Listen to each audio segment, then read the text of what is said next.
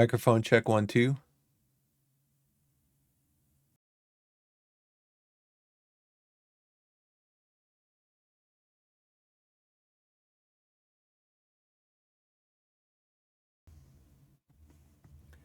Okay, everybody, I'm back. Thanks for the break. Yeah, I just had a problem there with with just some technical stuff. Let's go back over here. Let's go to we were over here. And let's see. Yeah, as I was saying, with I own Battle Academy and Field of Glory 2, which again is not Field of Glory 2 Medieval, two different games. So if you do want that Field of Glory 2 Medieval that is free right now, then you should grab it. And then Close Combat, I was never really that much into the Close Combat series. I bought the very first game and I was shocked when I bought it to see that it required 60 megabytes of space on your computer. I was like, wow, that's a lot back then in the day, back then. So yeah, but I tried it. For me, the sprites and everything are just way too small. You can't really zoom in. You're trying to click on your guys and it's real time, and yeah, I just didn't like it.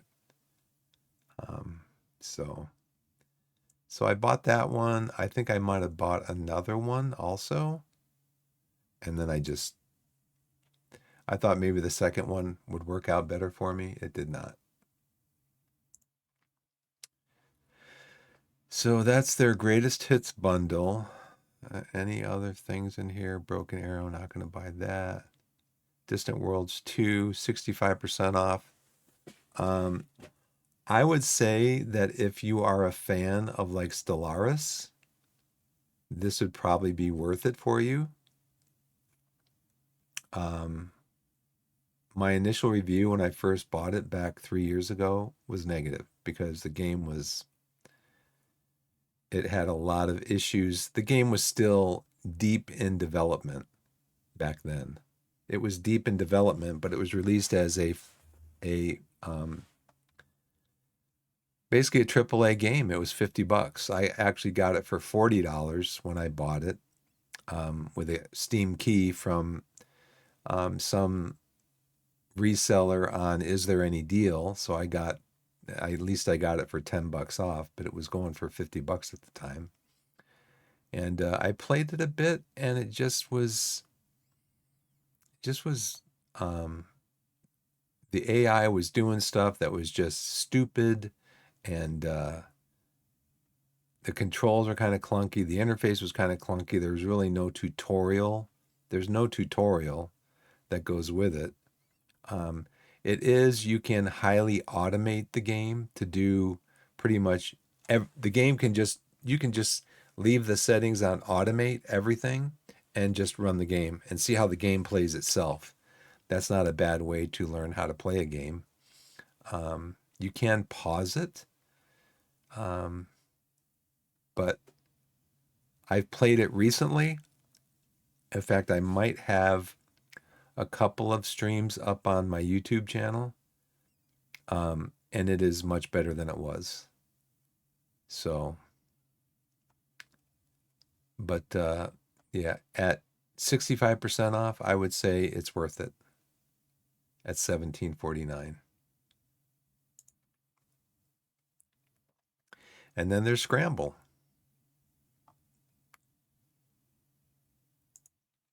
And then back to the store, Automation Fest.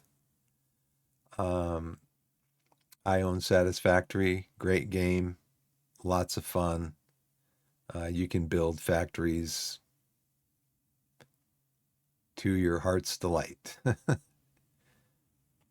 it's what do they say it is? I think it's like a 35 square kilometer area, and it's multiplayer. You can build in multiplayer. Um,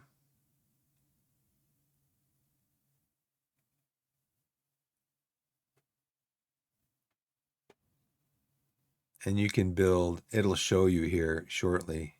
You can build huge bases. You can eventually research drones, nuclear power. You can create all of the spaghetti that you want, or you can try to keep it organized. Yeah, there's trains. There are creatures in the game that will guard resources. So you do have to take those into account. Or you can turn the creatures off. I like to play with the creatures off, because I don't like to be fighting stuff while I'm kind of fighting the game to a certain extent. Yeah, you've got tubes to travel in.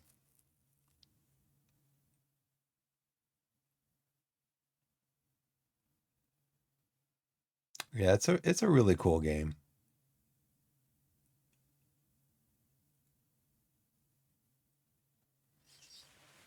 Still in early access, still being developed, still in early access.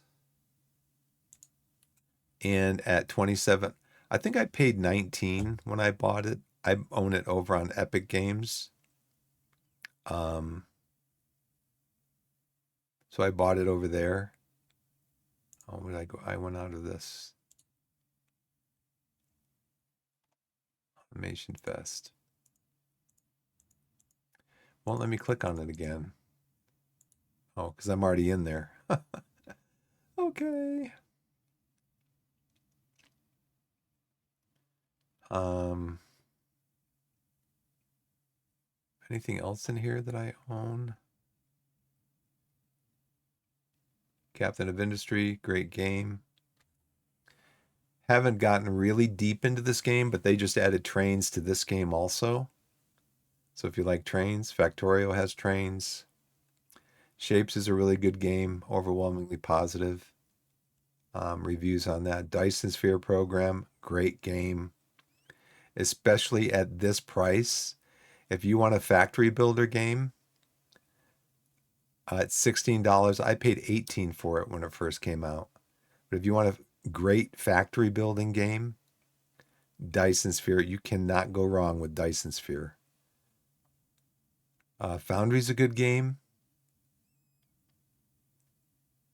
Open world, basically open world construction game, automation. Uh, Parcel Simulator, I've seen it played. I haven't played it myself. Opus Magnum is a fun game. Um, this is one where you solve puzzles, but what you try to do is you try to uh, eventually get to solving the puzzle in the least number of steps necessary to complete the puzzle. It's a fun game. And you can see on these satisfactory, overwhelmingly positive. Now, it doesn't let you mouse over that here in this screen. But yeah, overwhelmingly positive. Captain of Industry, very positive. Factorio, overwhelmingly. Shapes 2, overwhelmingly. Dyson Sphere, overwhelmingly. I think Dyson Sphere is up around 95, 96%. Um, out of 78,000. Yeah, 97%. And yeah, it's a great game. The thing is, they've expanded it. When the game first was released, there was no competition. Now there's enemies that you have to fight off, but you can turn that off, which I like. Give the player the choice. Um, you can turn that off if you want. It's called The Rise of the Dark Fog. That was not released as a DLC. That was released as the base part of the base game. Um, so yeah, they do have. I did buy the soundtrack because the soundtrack is also great.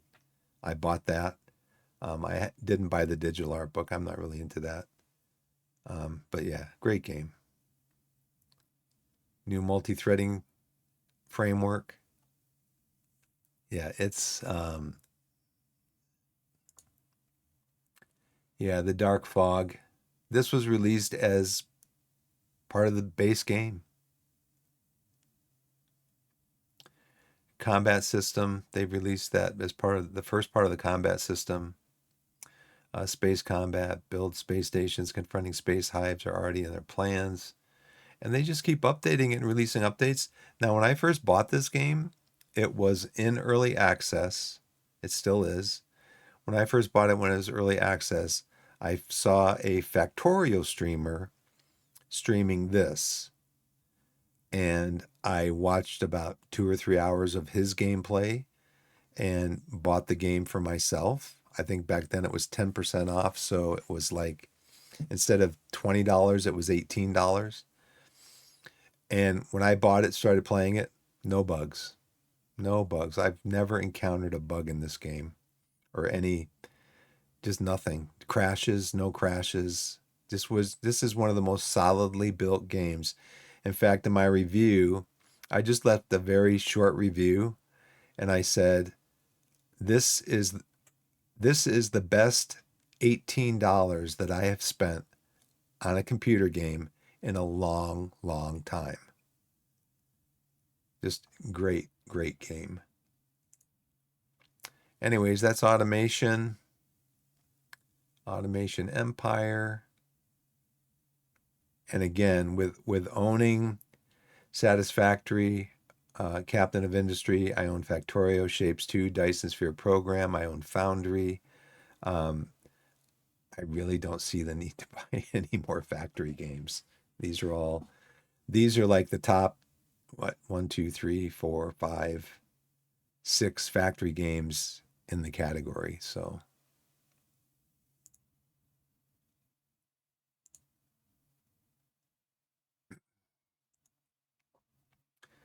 we're going to come down here now to Discovery Queue. Hopefully it's a little bit better than it has been. Spell words, pick perks, score points, and survive until the end. Every round is different. How far can you make it? For a demo? I'd try the demo.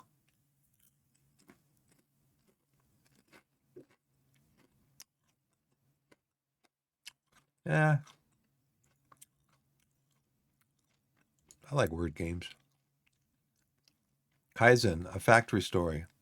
Kaizen is an open-ended puzzled automation game from the original Zachtronics team set in 1980s Japan. Design, build, and optimize production lines to create iconic products like calculators, camcorders, and arcade machines. I am automatically going to put this on my wish list because Zachtronics, I believe, is the company that did Opus Magnum, I think. We'll look at that later.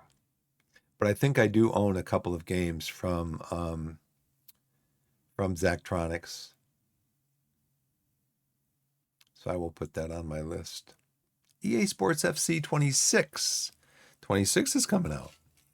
The club is yours in EA Sports FC 26. Play your way with an overhauled gameplay experience powered by community feedback. Manager live challenges that bring fresh storylines to the new season and archetypes inspired by greats of the game. Oh, I have some.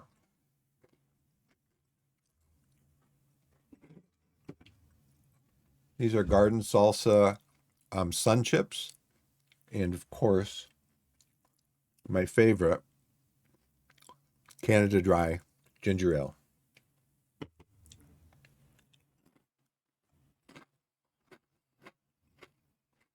I think I've bought one EA Sports football game a long time ago. I'm not really good at manipulating. First of all, I don't like playing with a controller because it's just, I mean, with a mouse, you can like be very precise with a mouse where you move it. move it down here, move it over here. Can't be that way with a controller. Controller's like all over the place for me. So I just don't. I bought it for Xbox and I tried it out, and the controls are too fiddly for me. But I've never bought one. I've seen some streamers stream it, but it is very pricey, $70. I would never buy this like as a pre-purchase. Typically, I don't buy games at full price. I wait for the game to come out. I wait for some reviews to come out. I wait for some, you'll see on the next page maybe.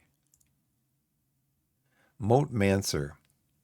I come down here and I look for updates to see if the developers are updating the game or if they're just putting out the game and then a month later people are reviewing it and they're saying, this doesn't work, this doesn't work, this doesn't work.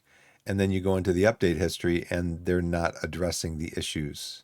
So, automate across 6 elemental planes. There's planes in here? Maybe there's trains. Each with unique logistical tools, infuse ingredients, craft alchemical structures, and uncover elegant solutions through experimentation, cultivating a garden of possibility, one discovery at a time. Probably not. Saloon Simulator. Saloon Simulator is a first-person sim where you restore and run an abandoned saloon. Master drink making and cooking. Customize the space to attract customers and enjoy mini-games in a story-driven Old West setting. I think I played the demo for this, and it was really bugged. It's probably like 6 months ago, 9 months ago. There was a demo for it, and it was super bugged and not very well optimized either. I think I'll skip over this one. While the voiceover dialogue and storyline are excellent, some of the animations and mechanics are a little janky and need some work. But the real fault lies with the extremely misleading about the game description. The gambling pit is one room with one table and makes hardly any money at all. The hotel is also not separate but makes decent money. There is no bathhouse at all. The way it's written made it sound like these would be separate business ventures that could be invested into after completing the bar, but they aren't. They are barely blips on the radar as you work your way through the 7 to 8 hour story. The only employee that can be hired in the current version is the musician, and calling him an employee is generous. There are no courtesans at all. There is no help in the kitchen of any kind, save for one story mission. There is also no help in the bar. You will be expected to serve every drink yourself, and many of them are annoyingly detailed. But it didn't seem to matter if I got 1 or 2 details wrong, because the customer would sing its praises, sometimes loudly, and then leave me a big tip anyway. From about day 3, I found the constant flood of customers absolutely unbearable, and it never slows down after that. You will be inundated far beyond your ability to keep up, and with no hope of assistance. Your only relief is being able to simply shut the bar, and it doesn't seem to matter because the storyline basically ensures you will have enough money to complete it with minimal effort. Customization is also threadbare, with most items offering only 5 to 6 options at most. And several of those share identical stats, such that there is really only 1 or 2 options, and they are all green for some reason. As I said at the beginning, the storyline is excellent and engaging, but it ends abruptly and will clearly be expanded on in the future. Right now, there is not enough content to make this a long-term title, and I would never have bought this if I had known there were no employees worth speaking about. And then somebody echoes that up here. Come back when they will add bar, cook, waiter, cleaner, staffs. Yeah. It's in early access. So if you're interested in this kind of a game, then what you would do is you would come back in a few months and you'd click on update history. When did the game come out? July 15th, yesterday. See if they've done any updates yet.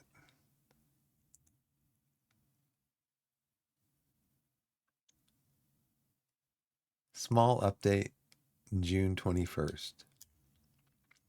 This is a small update? Oh no. If this is a small update, I'd hate to see a large update.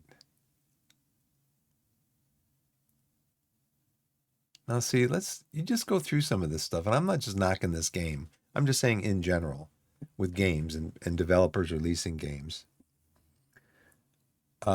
Fixed typo in list with Cordell. You should never have a typo in a game.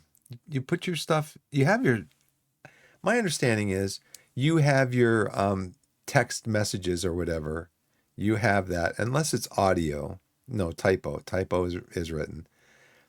You have your responses in a text list that is in the game.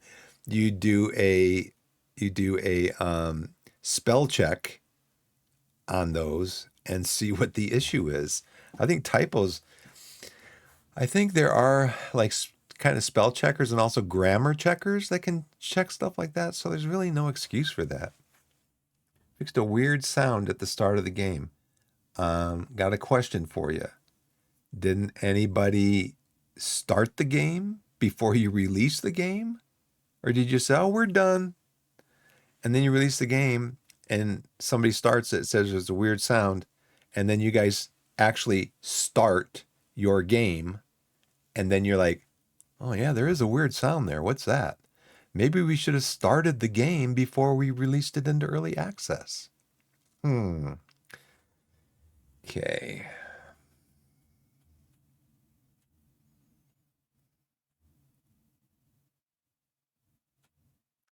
See, this just tells me it wasn't even play tested. Fixed button in the shop. Well, how many buttons are in the shop? 10? And you only clicked on 9 of them, said, yeah, they all work. I clicked on 5 of them. They all work. They're all fine. But one of the other 5 didn't work. Yeah, see, to me, that's just sloppy. Fixed typos and descriptions and names. So yeah, you didn't spell check anything. Didn't grammar check. Did some optimization work. Improved tutorials texts. Gosh, man. Just sloppy. Very sloppy. Let's go to the next one. Worship, I can tell right now that I am going to not want to look at that one.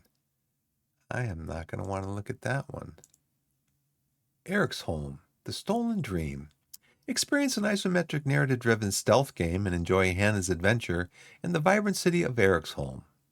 The mysterious disappearance of her brother Herman ignites a chain of catastrophic events that will forever change their lives and the fate of the entire city. No, I don't think so. Astro Prospector. Nah. Arc Aquatica. All reviews overwhelmingly negative. Only 13% of the user reviews for this game are positive. Looks like it's $15. It's 40% off. What's like the first user review say? I hope everyone charges back or returns this obvious attempt to destroy the thriving modded ASC community. They could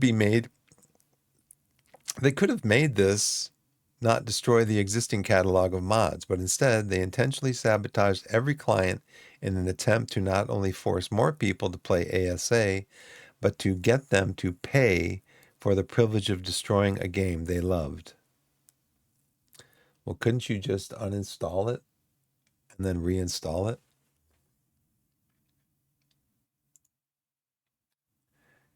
Okay, I only see one person, Sarah Jane, in the stream.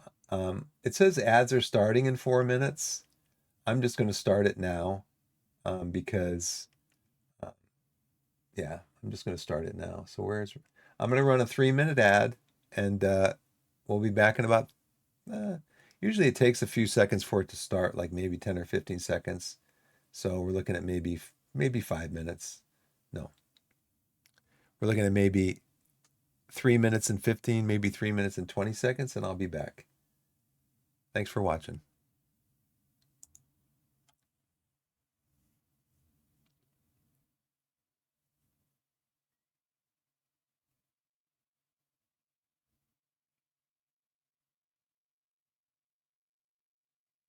And actually, it looks like it did start that ad. I don't know if you're still with me, but it did start that ad right away. So they could be made. What's the ASE? Ark Survival Evolved, maybe? Yeah.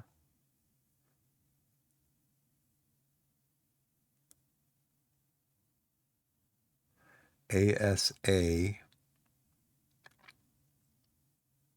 So somehow this modded the game into.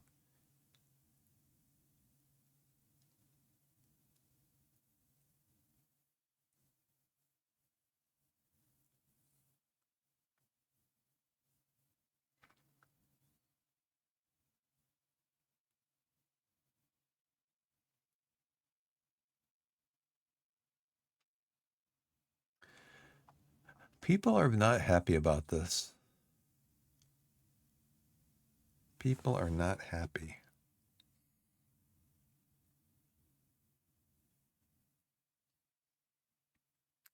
Only 2 remaining. Yeah, I'm not going to do this one. Sector Unknown. Sector Unknown is a solo developed isometric sci-fi RPG set in a shadowy expanse of space. Begin on a desolate planet, establish a stronghold, explore space, ally with or dominate local factions, and combat a despotic organization set on ruthlessly exploiting the sector's resources and inhabitants. Early access. Yeah, probably not. Let's see. Do I have anything to download? I got a 4 megabyte American Truck Simulator patch. I've got a 205.7 megabyte Going Medieval patch. I've got a 1.6 megabyte Timberborn patch.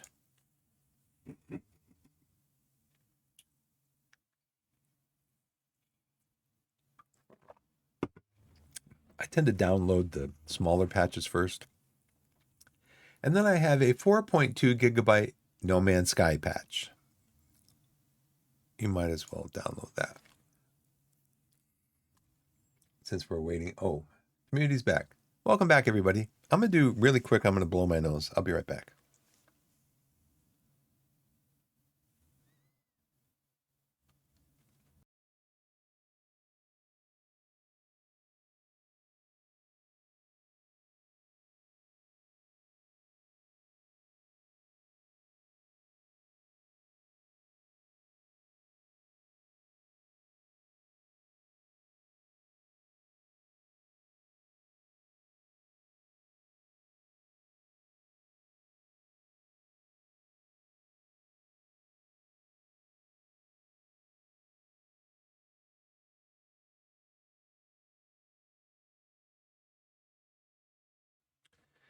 Okay, I'm back. And let's see. Everything's completed. I did want to go into Distant Worlds. And somebody mentioned today a mod called Excel. And I don't know if it's on here.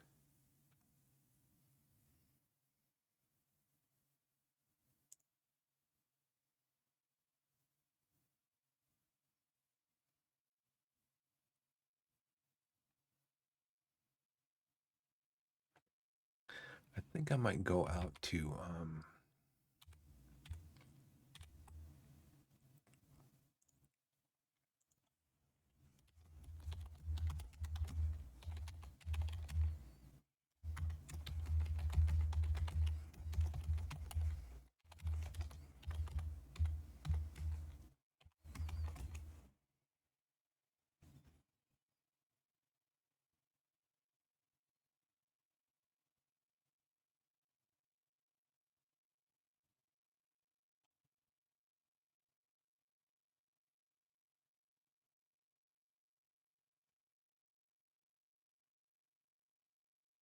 Let's see.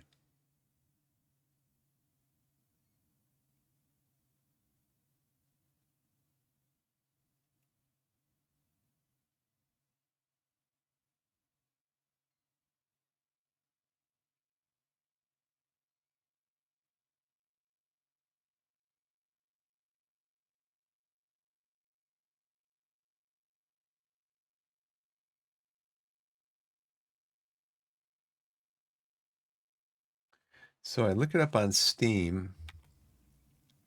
The mod is called XL. I think I'm going to look up the author.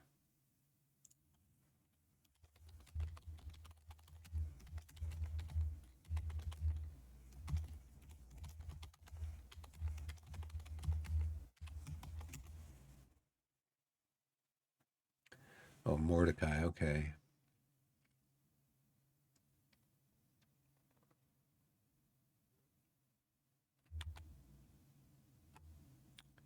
So let's go to relevance.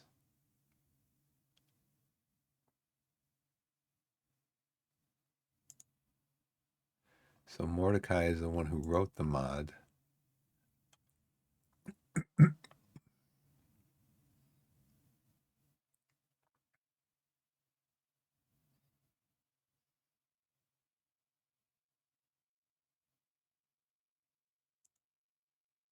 Maybe that one. Now, hopefully there is you can add the mods that you want when you start up the game. I would think it would let you do that. Okay, I've played 216 hours of this game. And I feel like I'm barely scratching the surface of how to actually play it.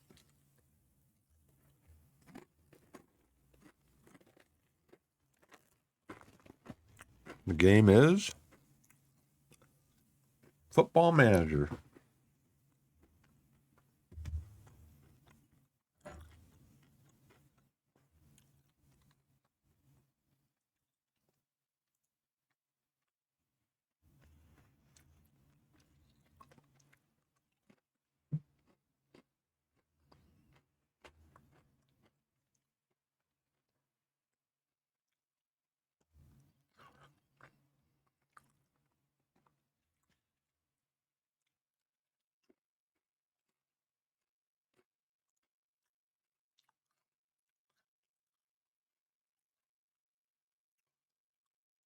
So we are Torquay.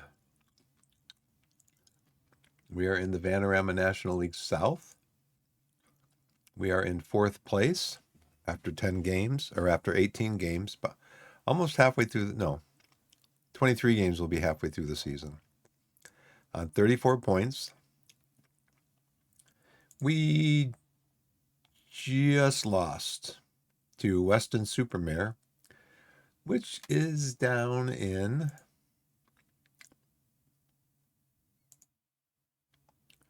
they are down in 16th place now. They were in 17th.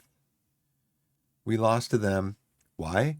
Well, because we always struggle for some reason against teams in the lower third of the table. They were in 17th, the lower third of the table. We always struggle against those teams. Now I'm going to come back into my tactics screen.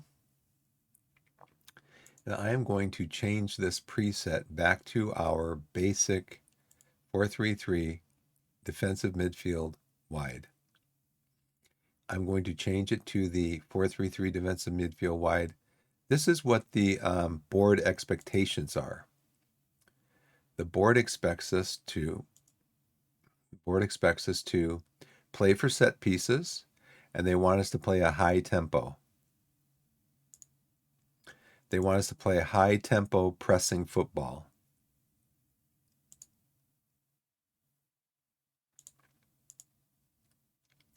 They want us to play high tempo pressing football. So we are going to, they are delighted with my set pieces. They are delighted with that. But in transition, I'm not going to counter press. I'm just going to counter when we win possession. I do want that there. And I do want to attack wide because we have fast wingers that can run up and down the field.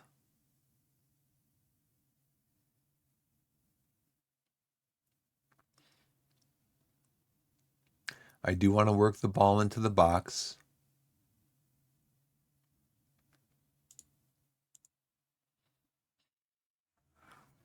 Now, my understanding of this is counter press would be when you lose possession, try to regain possession as quickly as possible. When you are in regroup, you tell your players to regroup into the shape, into this shape right here that the players are supposed to play in. If you don't have either one of those selected, it would be in between the two, between counter pressing and regrouping.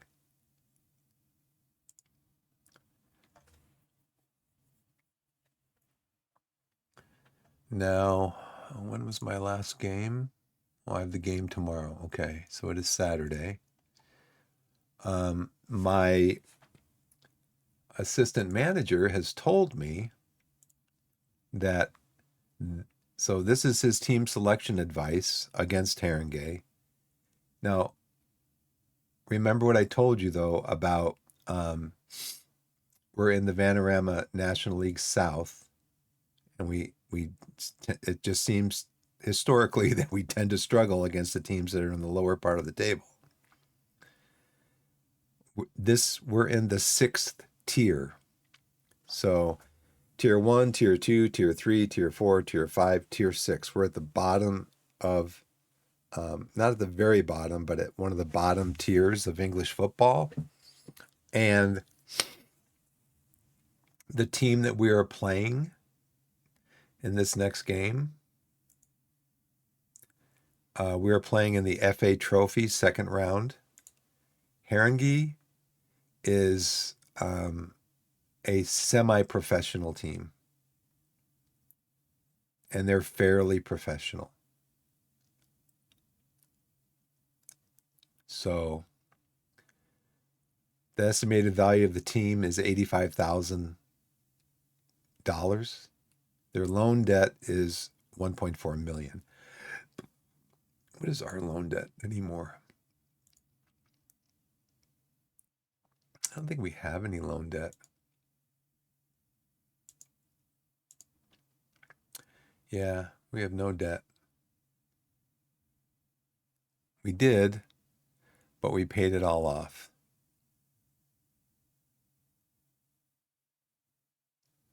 Now let's see. Unless the board got more debt. No, this is going up. Okay.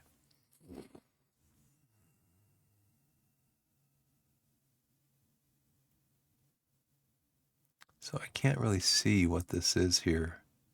2025, 2025. It says we have no debt though. So that's good. But anyways, my assistant manager, he said this is the team that I would put out there against Haringey. So that's what I selected. Now, whether or not he's right is something else. So that's why I brought Aaron Rutledge. He's our starting striker. I've brought McGavin. He's one of our best midfielders.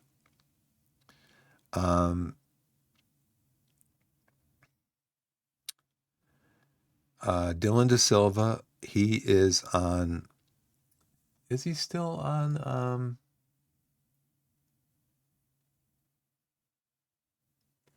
He's still on. Let's see if I come over here. It says that we still have 3 players on international duty. Oh, Christos Suleiman Mande. Okay, he's a loanee. So Dylan is back from, looks like he's back from international duty, so we can bring him up here. And then who else can I get in there? Well, Dawes is injured. Who can I play at center back? Hansen can play at center back if we need him in a pinch.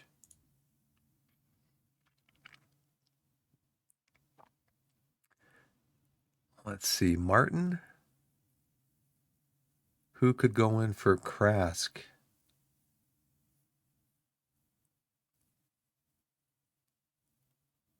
Because one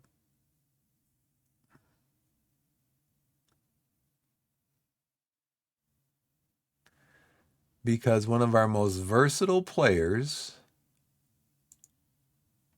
Austin Booth, can play this position,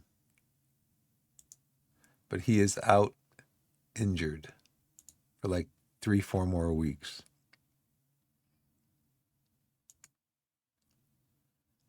So we can get Willard in here. He's a loanee.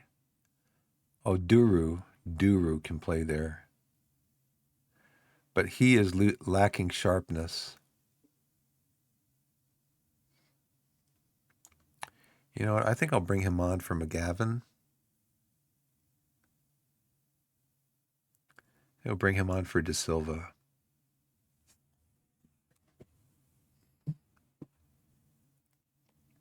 I think De Silva's okay with his playing time.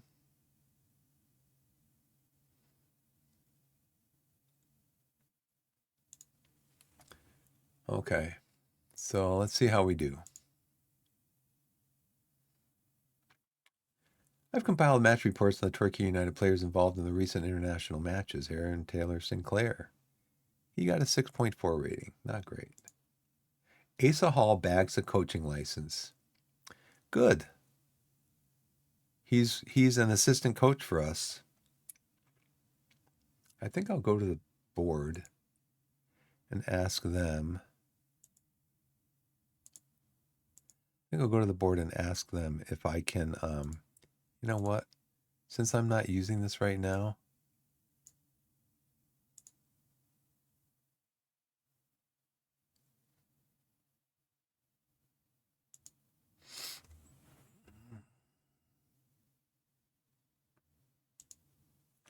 let me start a coaching course.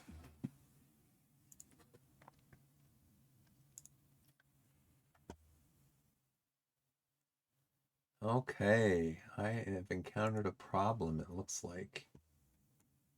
Reload the player. All right, so it looks like maybe just my player on my Twitch player and my stream monitor here. Looks like that might have gone down a little bit. So that looks like it's back. All right, so Asa Hall is progressing with his coaching.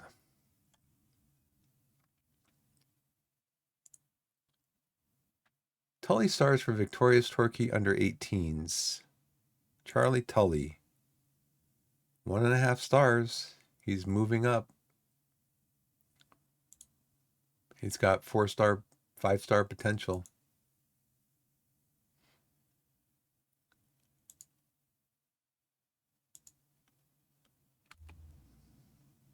Board respond to board request. Rejected. We're unwilling to grant your request. However, despite the board's initial rejection, we're willing to listen if you believe you can put forward a compelling case for it. Although we agree with your reasoning, we simply need your presence at training right now. If I try to discuss it with them, they're just going to say, don't bother us about this again. You're bothering us.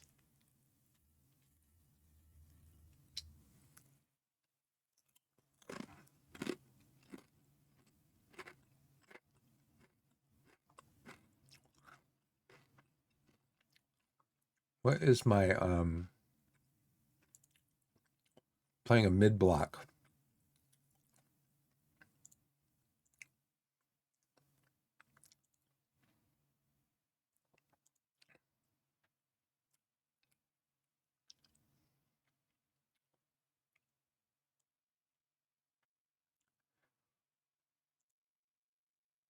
Phillips become youngest ever FA Trophy goal scorer.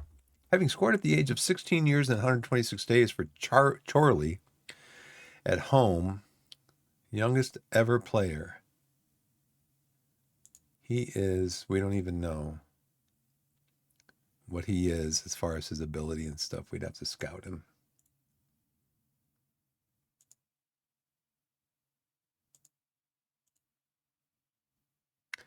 So see, he's growing out a little bit into a heart shape here. What you're looking for is a heart shape.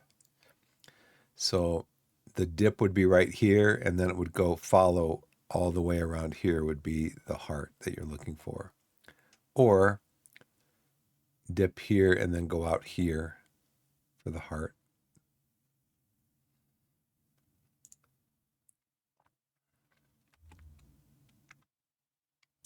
The Torquay versus Eastbourne Borough Vanarama South match on Saturday has been chosen by the Torquay board as a fan day in order to promote the team and attract new fans to the club. Any paying adult can bring a child to the match at half the usual price. Well, good for you. You couldn't let me do a coaching. You couldn't let me do a coaching thing. You wouldn't let me take a coaching course, but you'll let people come in at half price. Well, that's just great. Oh, Will Dawes can play. Okay, well, let's go back in here. So we're going to bring Will Dawes in for McGavin because Willard can play back here. So we don't need McGavin out there. So we have Rutledge, Dawes. Willard can play in midfield. Duru can play on either side here. But if one of these guys gets hurt, we're pretty stuck. Hansen can drop back.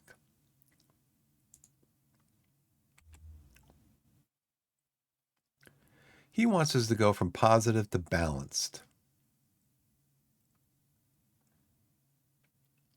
Let's do that for now.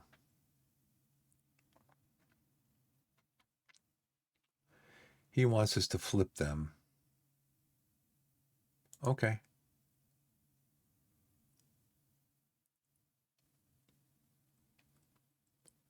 Okay.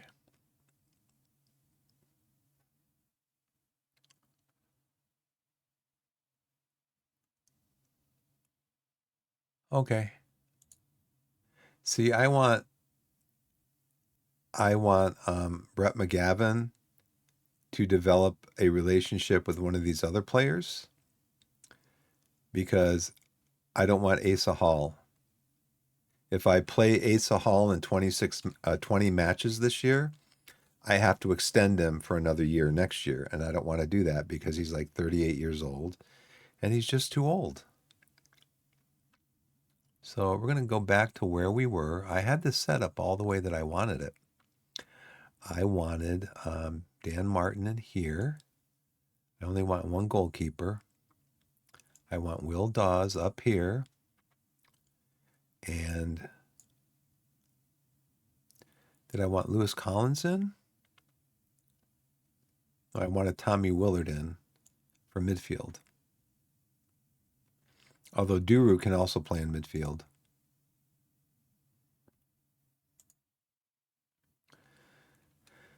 Okay, so this is what we're going to go with. Let's see how much it changed.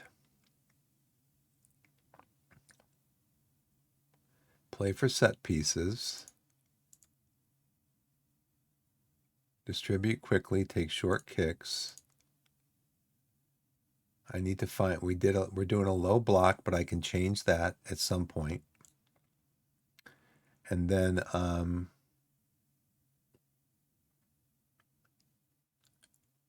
do you want to look at the opposition?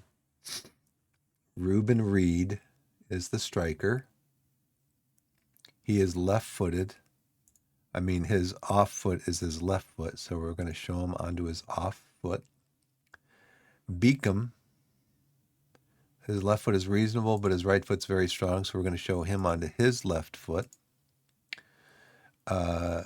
Reuben Reed is 6 foot. He's only got 9 jumping reach. So we're going to trap him inside.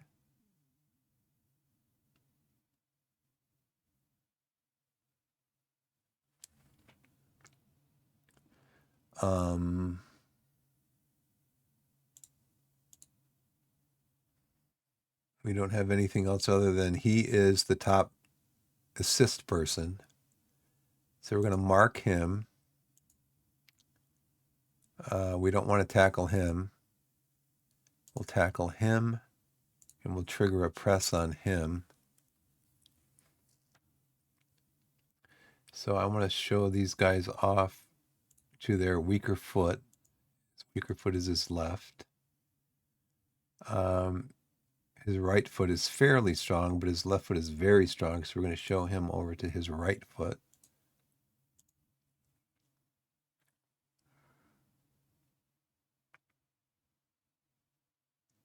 Oh, this guy's also a striker. He's only got 7 jumping reach, though.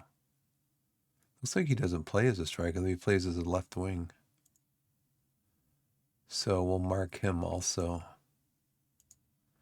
And we will. His left foot is weak.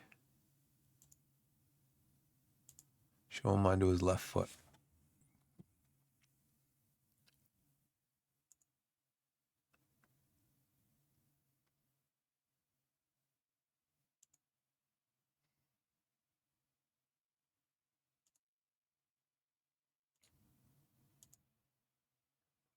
Okay, everybody's encouraged or emboldened or pleased or emboldened.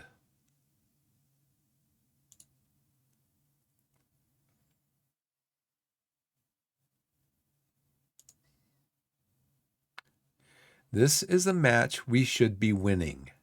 Make sure we do.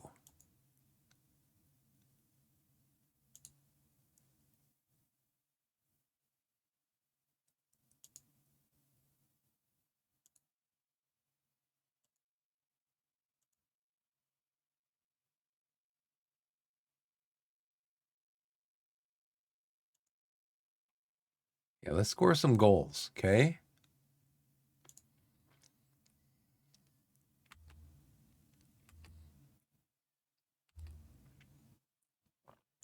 So this is when I come into my tactics screen and make sure that I have this set up right. Yeah, these two guys are starting. It does say, we do our chance world of good by always triggering a press when the ball is played to beat them. That's what we're doing. He, though, is, he's only fair as far as his,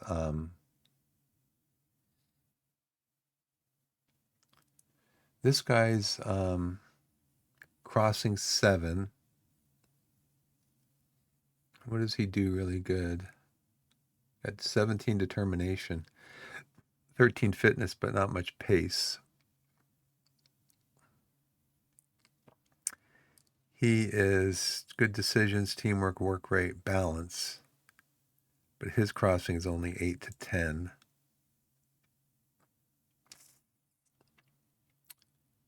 Okay, so for right now, we'll just leave that as it is.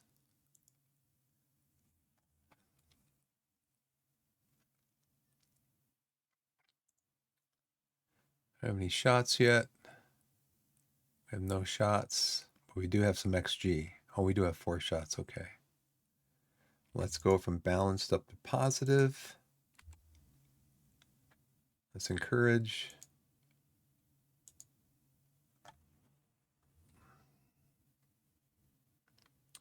It bothers me that we have 5 shots and none on target.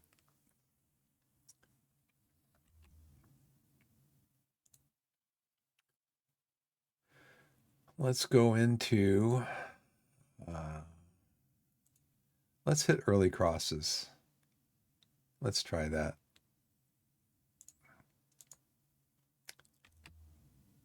Let's go into possession. We have 71% possession. 163 to 67 passes completed. Okay. Nothing. Getting nothing from these guys. 6 shots on goal. Nothing. First half. Not even a highlight. Players look really up for this and are tackling superbly. How about scoring goals superbly? How about that? That's an idea that I have. 8 shots, 1 on target, 4 corners, 6 fouls, 70 to 30 possession, and we can't get shots on goal? Haven't hit the woodwork. We're doing four of our 8 shots are long shots. I don't want them shooting long shots. We got 4 to 5 corners, 6 free kicks, 12 throw-ins. We've completed 234 passes with no results.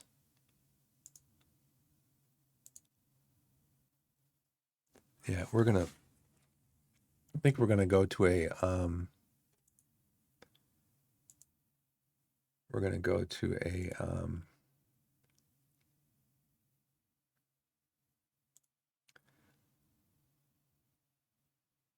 let's run at the defense.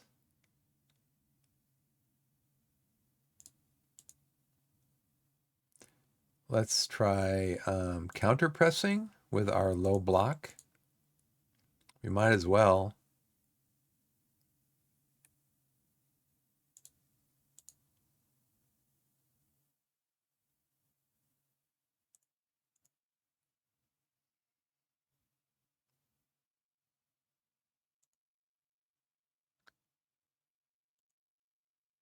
Okay. Torquay attack. Look at how we've dominated the game. Oh, I know what I want to do. This is what I want. One of the big things that I wanted to do. Okay, they looked fired up. Dobbs, you're coming off. I think Dawes is going to come on. Can Glover play over there? He can.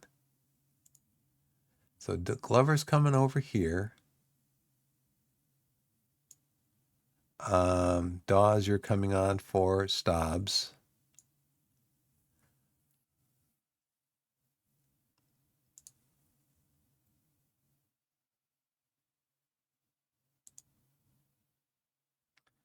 Who's my Mazzala right now? I don't have a Mazzala. That's part of the problem. I want a Mazzala. And for that, we're going to put Willard on.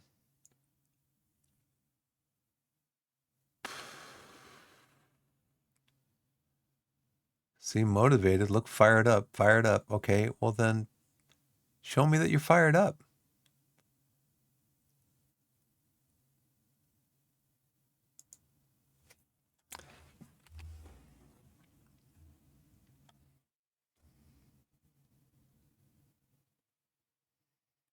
It looked easier to score than to miss.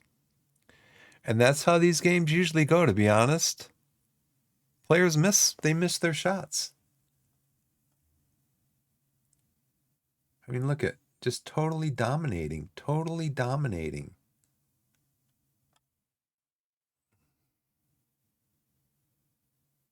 All right, finally.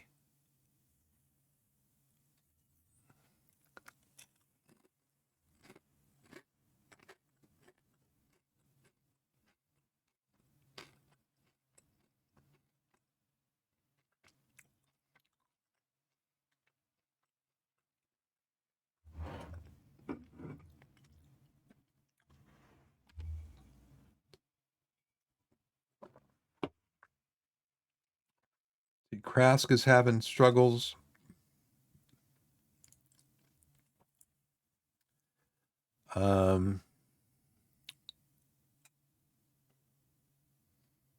Delighted to make a debut, having a good game.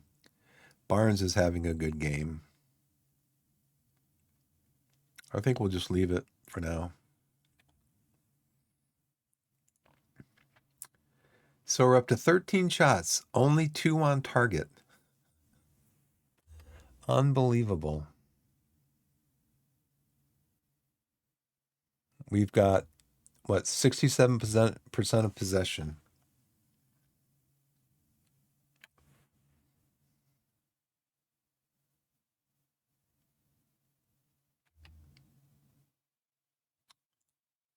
Can I demand more right here? I know we're leading the game, but this is not acceptable.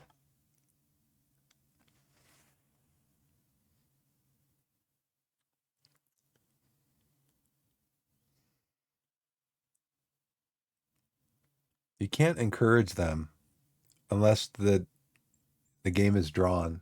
It's terrible. 16 shots, 17 shots, 2 on target.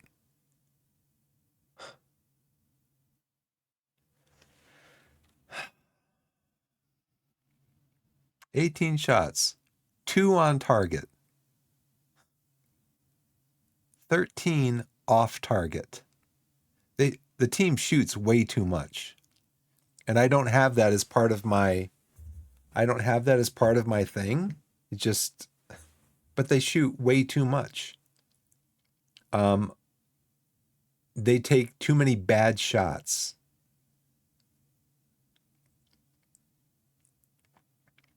"11 corners." We're supposed to be playing for set pieces. We had 11 corners, and we only got 2 on target. How many headers did we win? We won 51 headers to their 26, and 11 corners, and one of the goals that we scored, that one of the shots that we got on target was the goal, and that was not a header. It was not from a corner. So we had 11 corners. Maybe one of them was on target.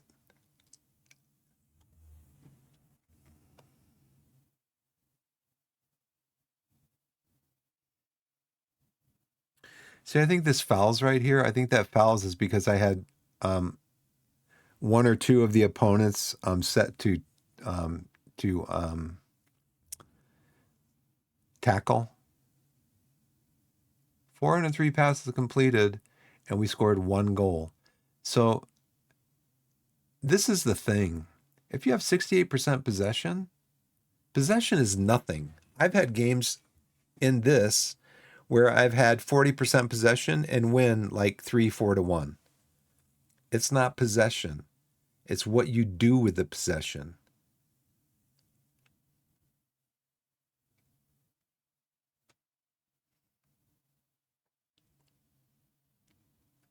Yeah, it's just not good. This is not good.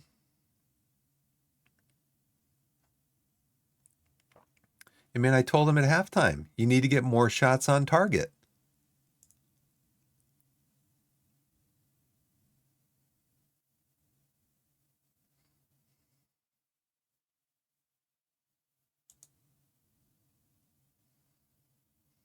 Appeared uncertain and unhappy. Boo-hoo.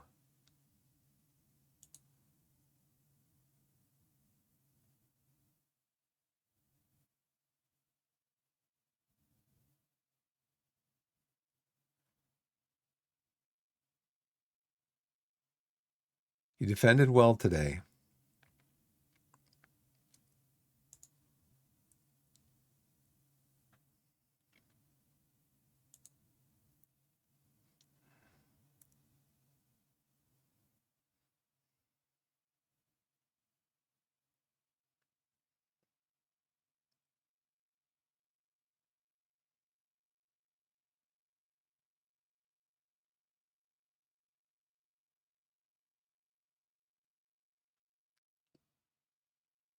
Seemed confused and demotivated. What? Gosh. Unbelievable. This game, that's why I don't touch those things usually. Somebody said, "Yeah, you should do this." I usually don't touch them because chances are it's like a coin flip. You have a 50% chance of saying the right thing. You have a 50% chance of saying the wrong thing. It's ridiculous. Whatever. I just have to learn my lesson and just leave those things alone. Somebody said, yeah, you should always do this after the game at halftime, and you should always do. No. We got $5,000 for winning against Haringey, but do I get to see any of it to help build up the team? No. Okay, Barnesy, you did well. Thank you for bailing us out. Thanks for bailing us out.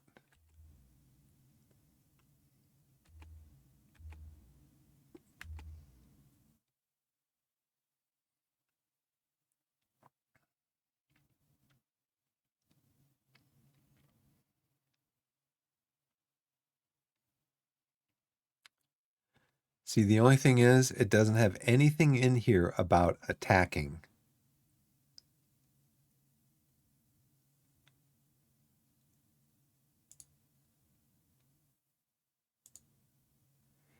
It doesn't have anything in here about attacking. Here's one: attacking wings, attacking overlap, attacking overlap, attacking wings.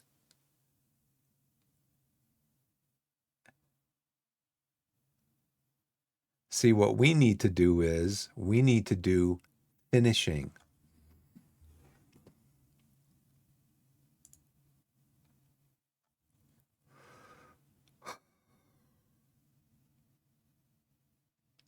Okay, our next game is right here.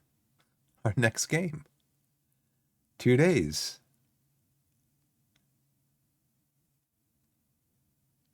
It's like they work on one thing all week. Defending, defending, defending, defending, defending. Got a good defense. But we need to work on attacking.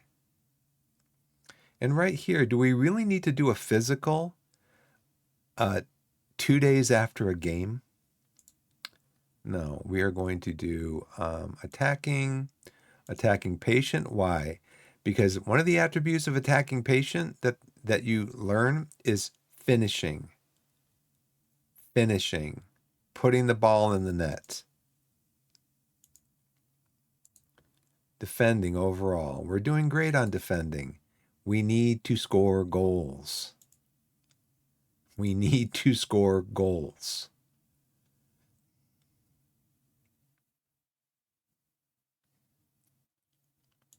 Do match review here.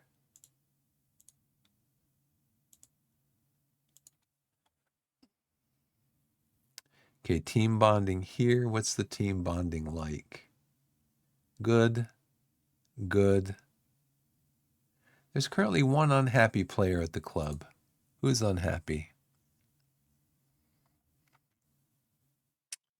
I don't see any unhappy players. Slightly happy. Content, slightly happy. I don't see any unhappy players at the club. Sorry. So who's my next team going to be? We're going to pick my best 11. We're going to make you a I'm going to play you as a Mazzala.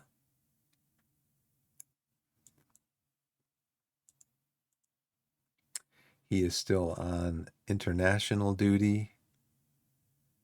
So we need to put Marshall in. Marshall likes to play on this side. Yeah, he's still going to be on international duty for that game.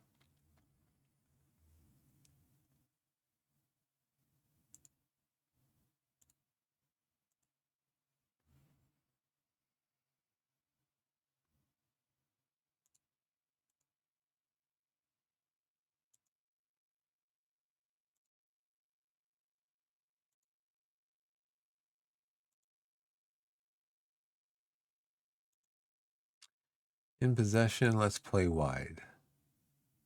Oh, who else is? Somebody else is on international duty. Mande. So who's going to come in for him? Hansen, you can come in.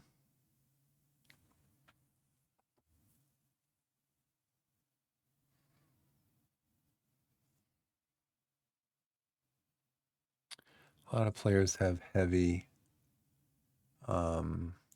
match and work the ball in.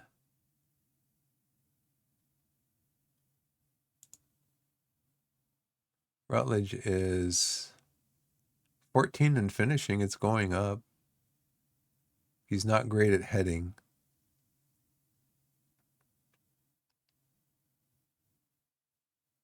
He's not great at jumping. He is 6'6".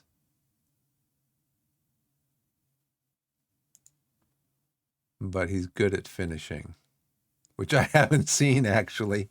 I really haven't noticed it in him. I mean, how many appearances has he made? For us, 12 appearances. He's only got 3 goals. By this time last year, he had almost 5 goals. His average rating is up.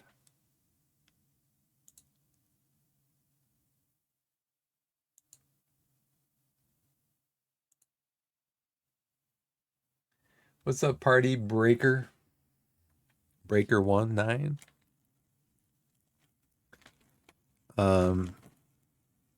Yeah, so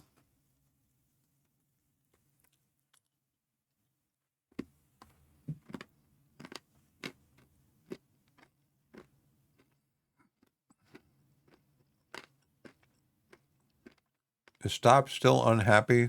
His playing time? Okay.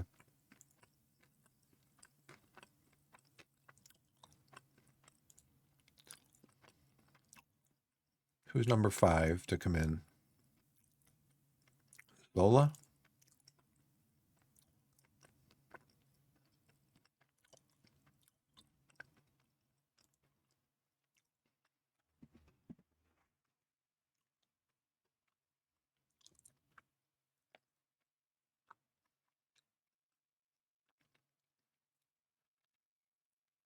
The Silva is light.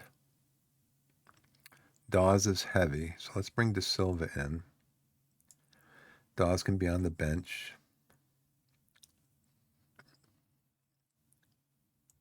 For Halstead. Halstead is concerned about his playing time.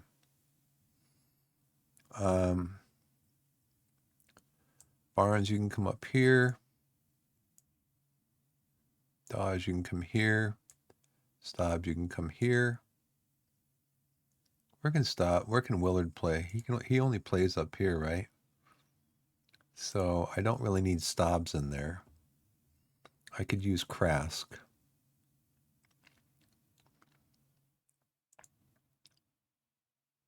He just plays as an attacking midfielder. Hansen. See, the only one I have who can play there is Krask.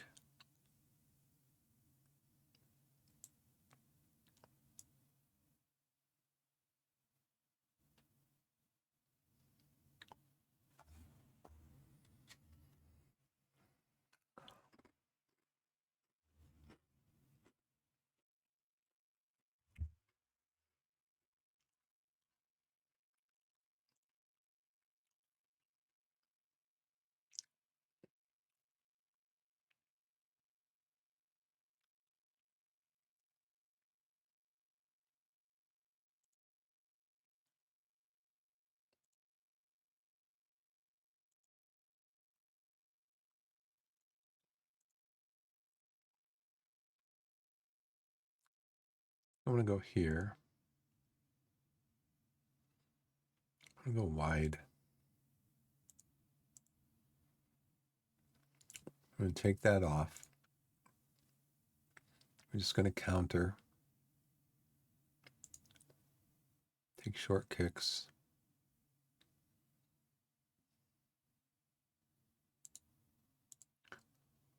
Play mid block. Trigger press. And try this.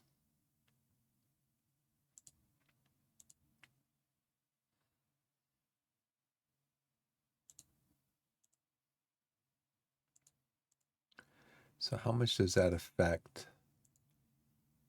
Only a little bit on the intensity.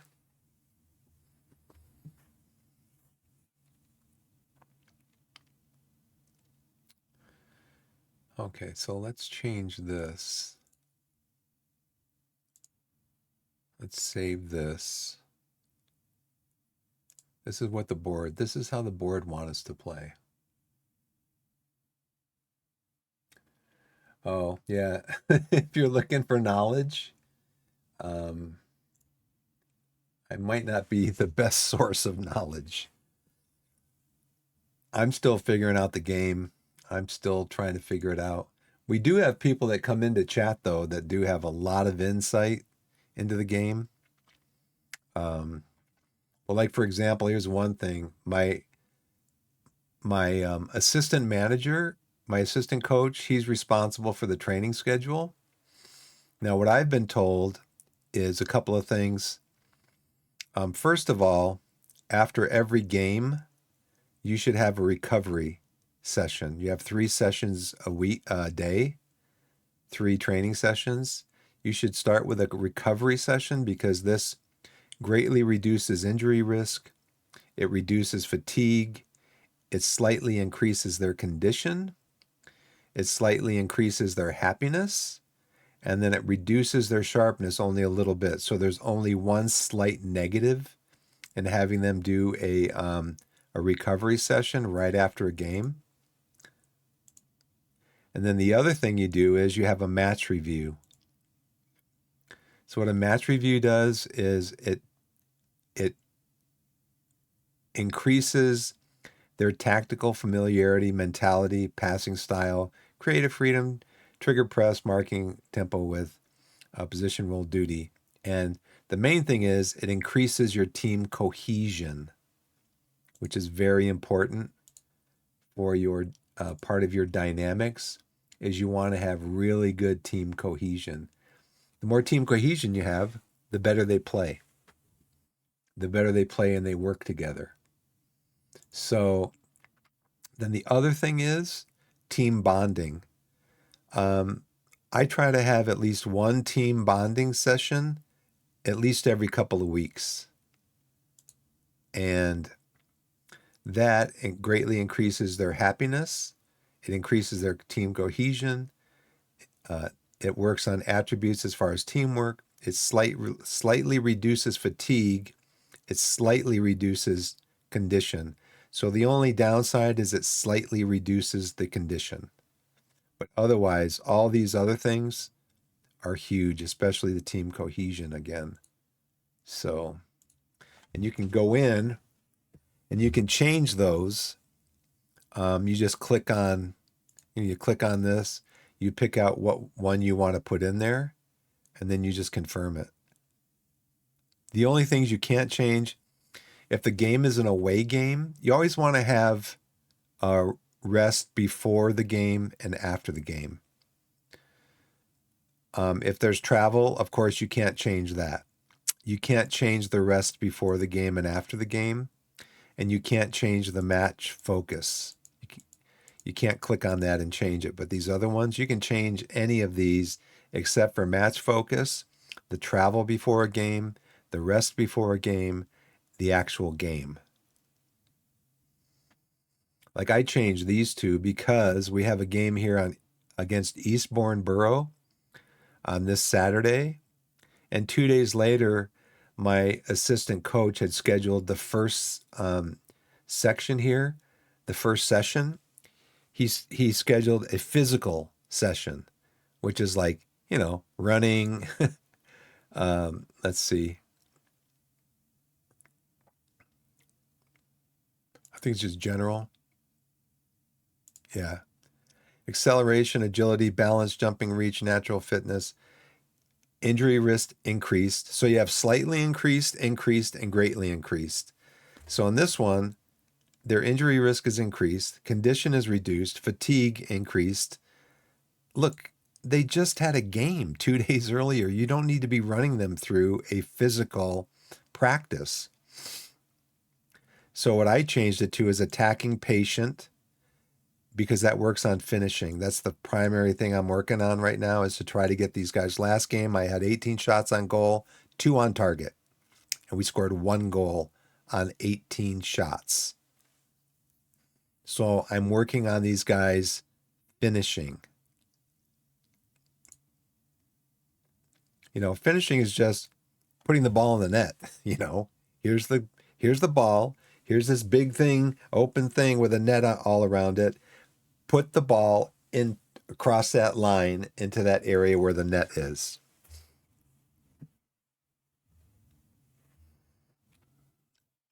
And then I've got. So we played on Sunday, and then I've got 2 days, and I've got my next game.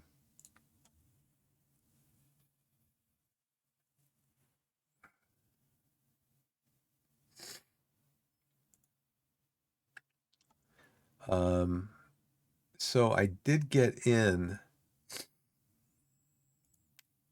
a few new players. Glover's new. This other guy was new, but he's on. He is on international duty. Christos Kurichanis, Taylor Sinclair, and Mandy are all on international duty until the day of the game. Let's see. Let's hit space to go forward. We are right here. We're Torquay. We're in 4th place. And we're working hard. If we could only beat the teams in the lower part of the table, which we seem to always struggle against, I think that's more just FM the game than anything. I mean, this is the team that we played, Haringey, which is they are a semi-professional team. We're a professional team. They're semi-professional, fairly professional in the team personality. They had, how many shots on goal did they have?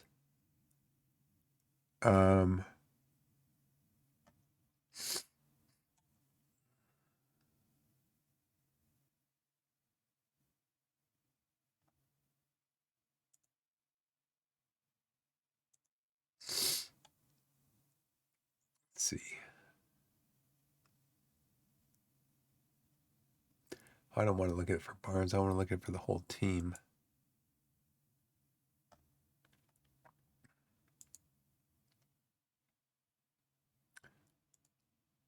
Here we go.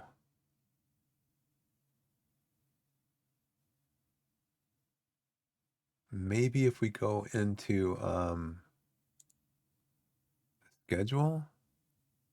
No, this was our starting. I don't want to view the match. I just want to view the stats. Here we go. Oh, no, this is for Haringey. I want Haringey. Yeah, they had 5 shots, 1 on target. We had almost 70% possession. But again, possession doesn't mean anything. I've had matches where I've had like 40% possession. The other team has 60%. And I've won those matches like 4-1, 3-1, 3-0. I mean, possession doesn't mean anything. What means something is what you do with the possession. So I had 18 shots, 2 on target. I had 2 XG. I only scored 1 goal. We had 13 shots off target. It's wasteful shooting.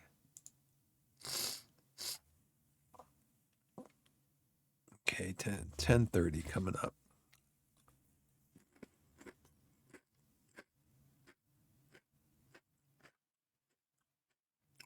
Now, Hamden and Richmond is second in the league. That's going to be a tough game, and we're playing away.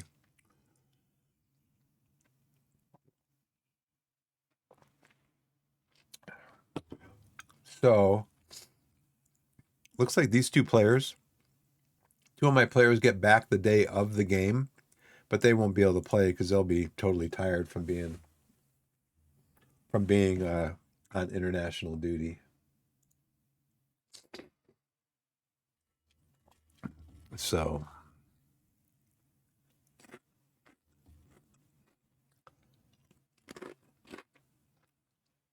got a few Fritos, which are corn chips, and what these are called sun chips. I've got a garden salsa flavor. Pretty good.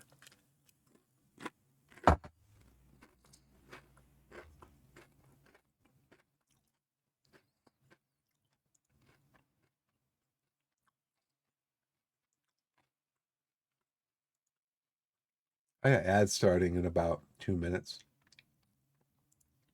So I think what I'm going to do, party, is I'm just going to start the ad now. And we'll see you in about 3 minutes. It's a 3-minute ad, so we'll see you in about 3 minutes. Unless you're okay, a couple things. If you subscribe to the channel, you don't get ads. You don't have to watch ads. Or if you're a Twitch Turbo member, which I think is like 12 or 13 bucks a month. If you're a Twitch Turbo member, then generally speaking, you don't get ads on any Twitch channel. So those are a couple options. Okay, it's going to start ads now. See you in about 3 minutes. I will wait to play the game.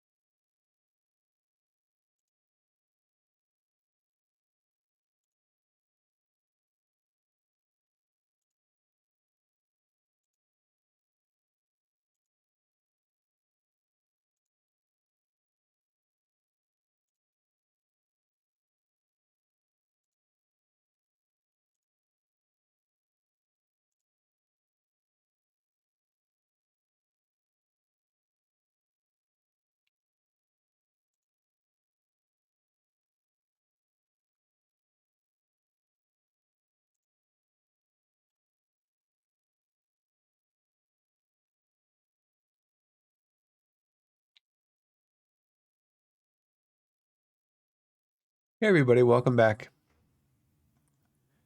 Hanging out here tonight, playing some more of this crazy game called Football Manager.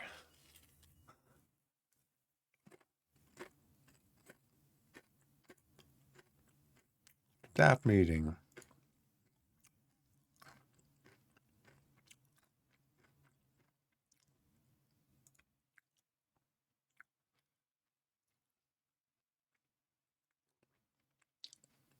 No, I just want him to start in the under 18 games. Remind me in a week. Yeah. Sorry, he's going to be upset about it.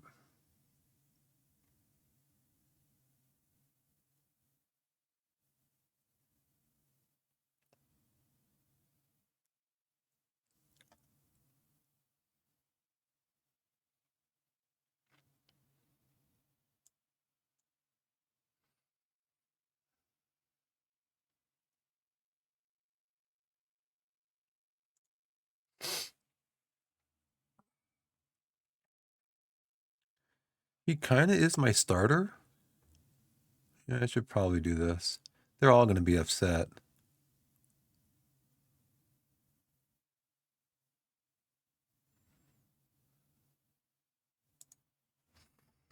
Soul is ready to become an important part of the under 21 squad.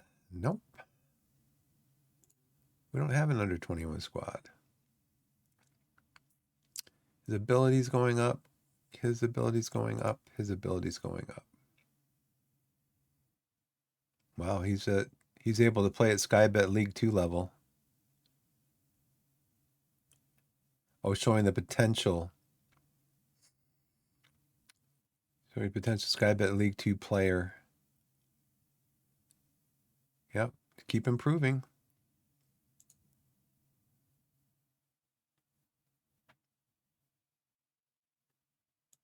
Remind me in a week.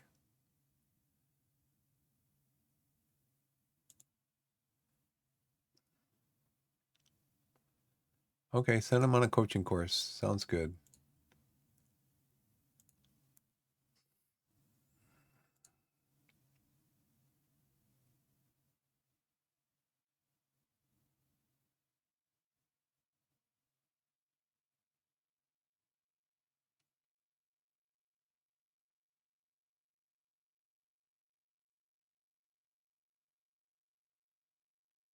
What's his leadership? What's Charlie Tully's leadership? 12. I could ask him to resolve it.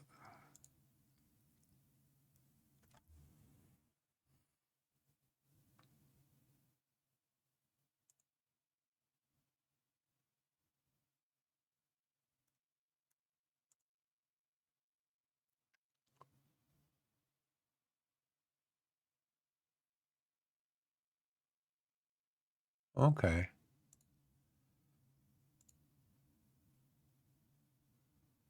Okay. Well, since you did the last one for me, can you do this one too? Thank you. This guy wants a job with us. Grant Gallagher. He'd have a staff role.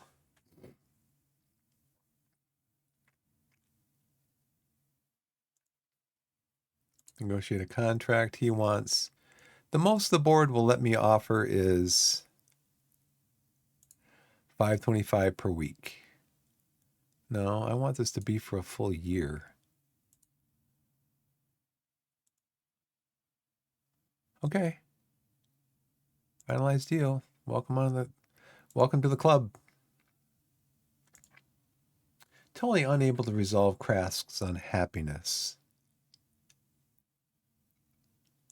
Unable. Well, I'm not going to ask him again. Let's see. I got to talk to him then. Discuss concerns, unhappy as Crane. He's furious. As far as I'm concerned, I'm a regular starter here, and I want to talk about your apparent belief that I'm no longer deserving of the playing time that comes with such a status.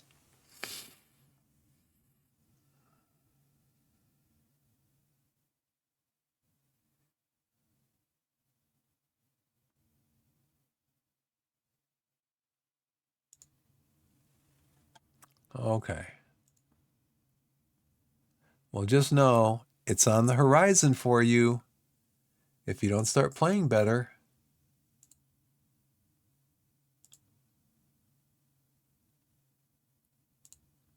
He's going to be annoyed.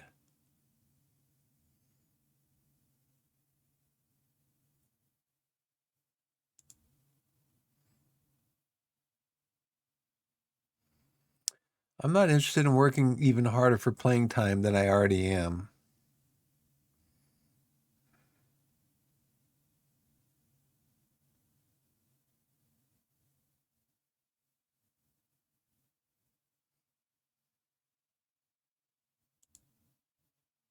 Okay, you better show me that you're worth it. Because if you don't, I'm going to knock you down. You're only a 2-star current ability, and you were like 2.5, almost 3 stars. You're losing. You're losing your ability to play the game.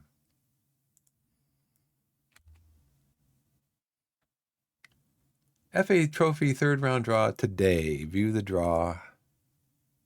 Let's go to we drew who? Okay. We draw Yeovil. Yeovil's in the they're in the tier higher than us. And they will probably start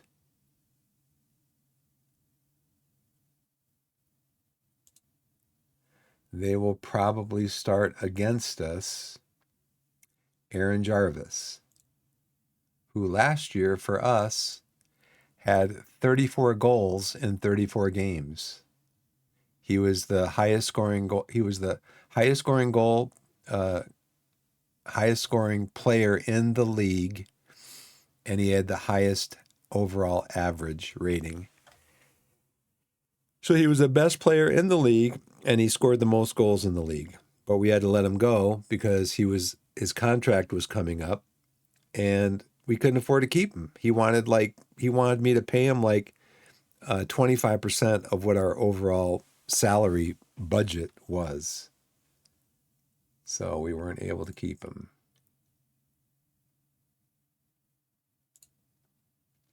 I didn't even look at those. Yeah, so see right here, they had to change the schedule because we're in the second round of the FA Trophy. So after this one, we have to put we're going to put in a match review. And after this one, we're going to put in a recovery, which is under physical. You click on that. You click on this, confirm. And it's asking you, your assistant is currently responsible for general training in Torquay. Do you want to change these training instructions? Yes, but only this once. Or yes, and take control of all general training? No, just do this once. And then here we're going to do a match review. Same thing, just this once. But I think here we want to do a team bonding.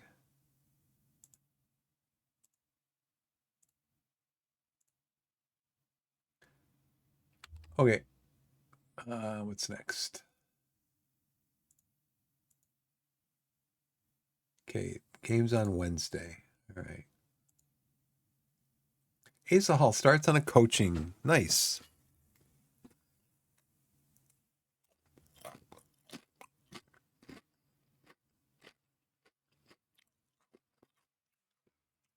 I asked my board if I could do a coaching course, and they're like, no, we need you around here.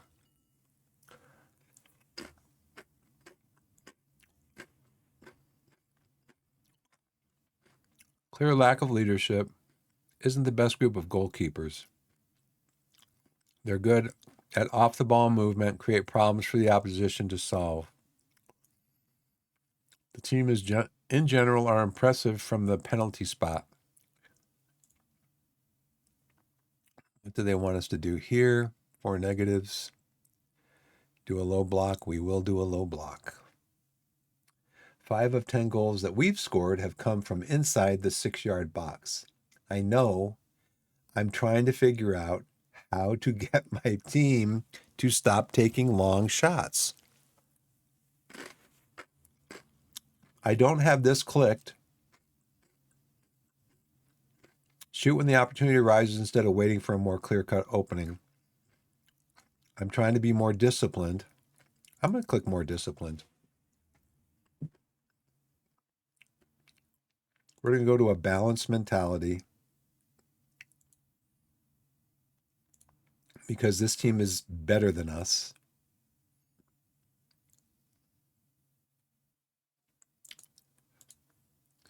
We're not going to counter press. We will counter, but we're not going to counter press. We do want to do a low block. We want to trigger press more often because that's how our board wants us to play. You come down here, you look at club vision. They want us to make the most of set pieces. They want us to play high tempo pressing soccer. So if you come over here to your tactics screen, in possession, you play slightly higher tempo than normal. And you play for set pieces because that's also what the club wants you to do. They want you to make the most of set pieces. You want to play for set pieces because if you don't play for set pieces, you can't make the most of set pieces. And then out of possession, you want to trigger the press more often because the club wants you to play high tempo pressing soccer.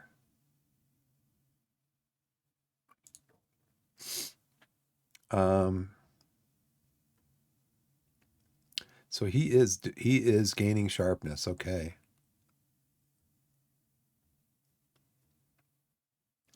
They are kind of heavy. Hey, Cammy, what's going on? What is going on, Cammy?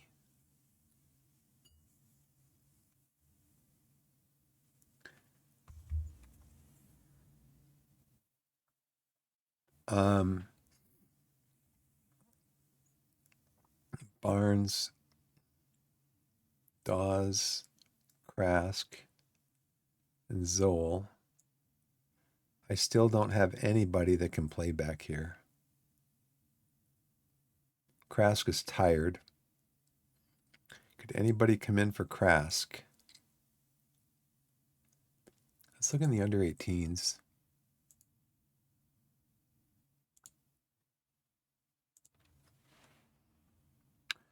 Who in the under 18s could come in for Duru? Harrington, that's it. He is a 1.5 star versus Krask, who is a 2.5 star.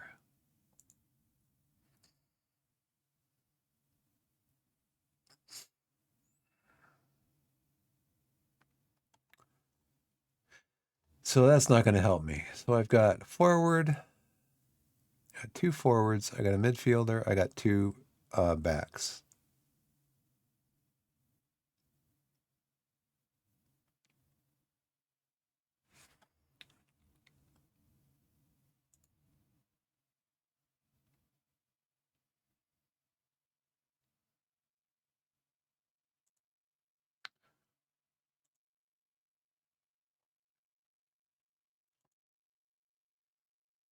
Okay, Korchana 6.5, Suleiman Monday 6.1.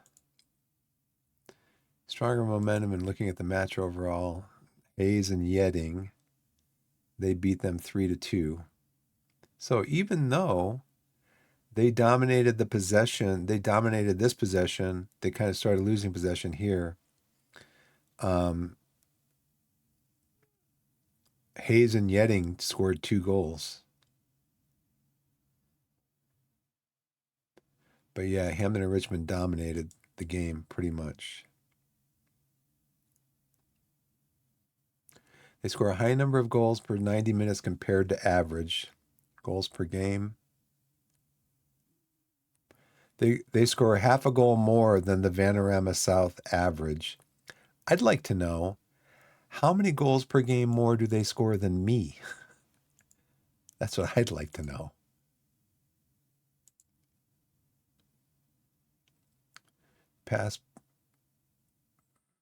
He passes. His pass completion is only 4% more than the average. Blocks per 90 minutes, 0.71 more than Vanarama national average.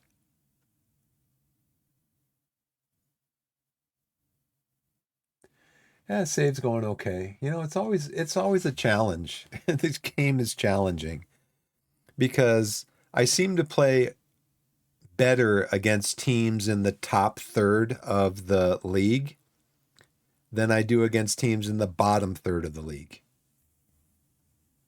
Like I just played a team that it's below the sixth tier of English football that I'm playing in. I just played against a game against them. They're a semi-professional team with a fairly professional attitude, and we beat them 1-0. We had 16 shots on goal, 18 shots on goal, only 4 on target. Danicus, what's going on, everybody? Welcome into the channel. And then, the game just has you down here in this league. The game has you playing. I'm averaging 1 game every 3 days. So my guys are always tired. I mean, if you look in November, 1, 2, 3, 4, 5, 6, 7 in 30 days. That's an average of 1 game every 4 days. And the longer you stay in the trophy, in the cup competitions, the more they keep cramming in the games. I'll probably be out here against Yeovil though, because Yeovil is in they're in the Vanarama National League, which is in the 5th tier. We're in the 6th tier. So we will probably be beaten by Yeovil.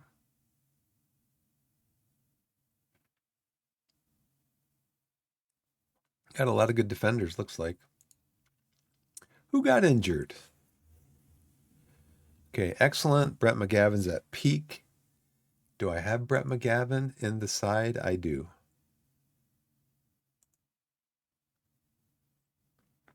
So Austin Booth, one of my most versatile defenders, because he can play on the right, he can play in central defense, he can play in midfield.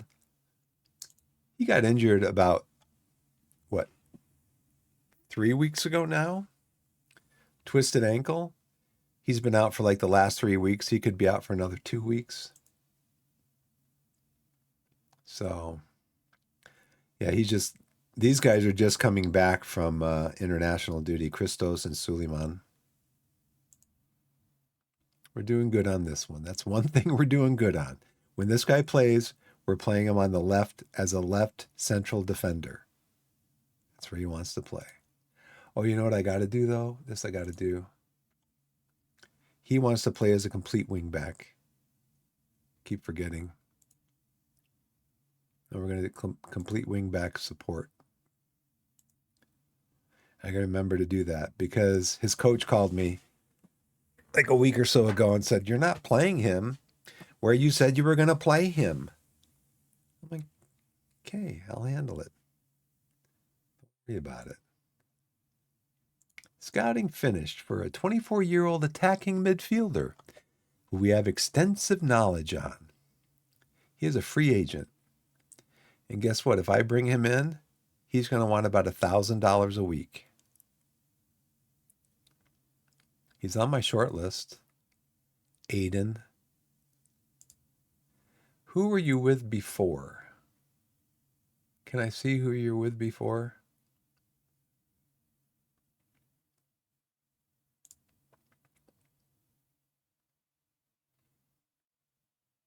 Estimated salary? Transfer interest? He's interested. But the board won't give me any money. They just won't give me any money. The board. So last year, when I started, if you play FM24 and you play this team, you start in July of 2023, and you start with a 10 point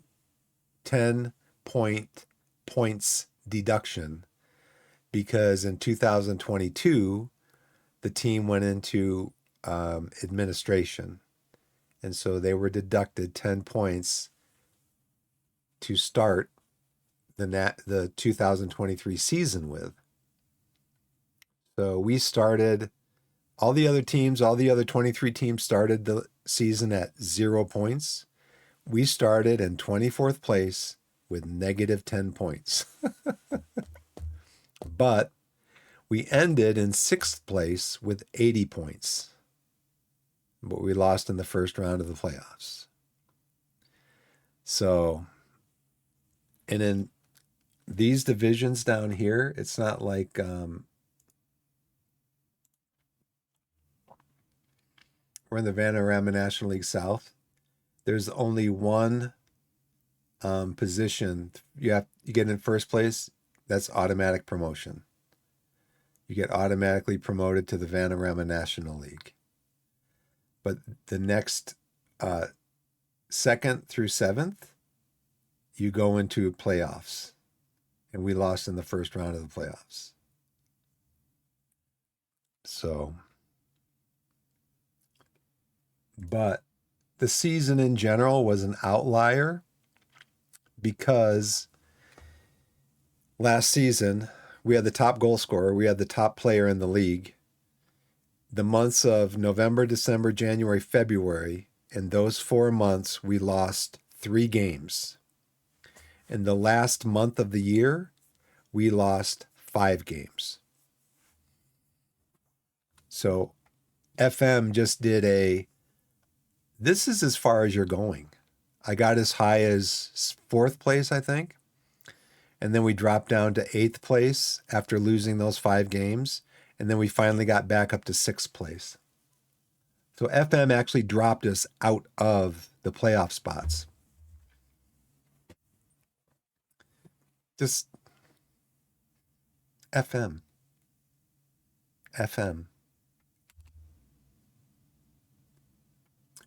Maidstone beat Dartford. Dorking beat Slough. Slough's up here, aren't they? No. There they are, 18th. So Dorking, they were right next to each other in the table. Maidstone beat Dartford 3-1.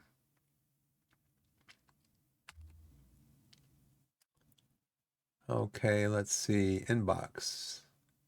Maidstone record important win. They're all important. Let's see. Rutledge to Silva.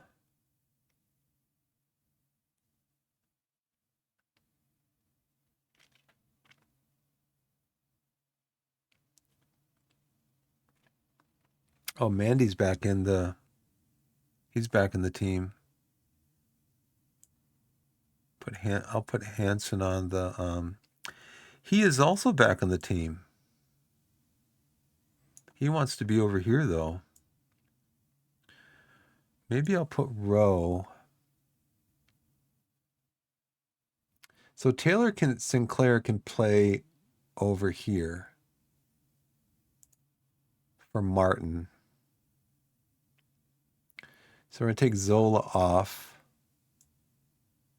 and put Hanson in for midfield. Willard is a forward. So Willard can probably come in for Dawes.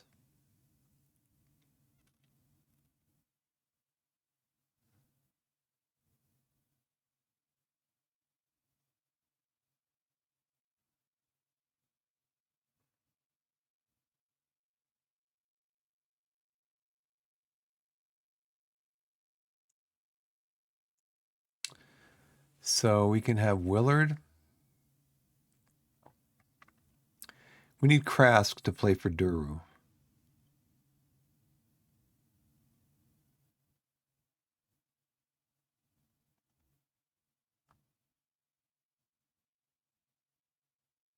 Willard can play anywhere up here.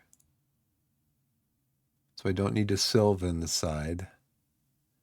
I need Rowe in here.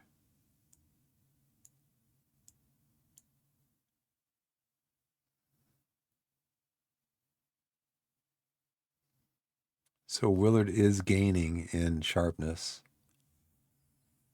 So how many heavies do I have? I only have one heavy here, one heavy here. But they're all in pretty good shape, except for Manday. Maybe I should have Manday on, have Hansen start, and then have Manday come in off the bench since he's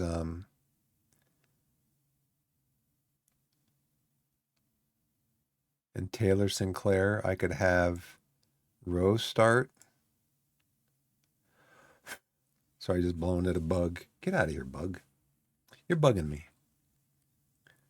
Barnes.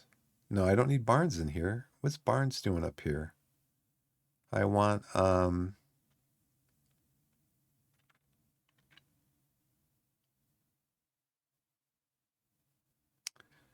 come on. Where did Willard? Willard, you're going to play here. You can play striker if we need you to. Who did I have up here instead of Barnes?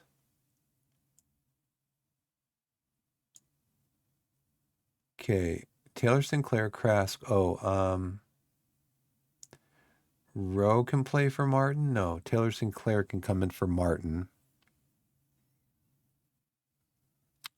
I'm going to take out the under 18 squad. Korichanis could come in. Zola. Booth. He's injured. De Silva, Stobbs. How about I bring Stobbs in? Because Stobbs not happy with his playing time.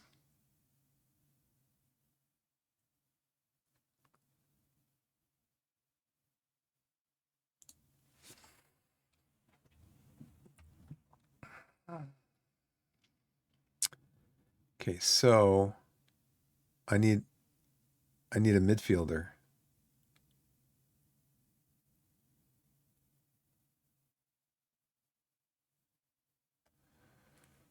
Okay. Who is going to come in for Hansen? Manday. Okay, he can also play in midfield. He can also play back here. So,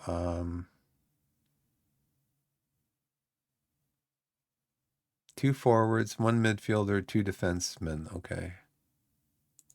I guess. Garcia rejects loan offer from Torquay. Okay.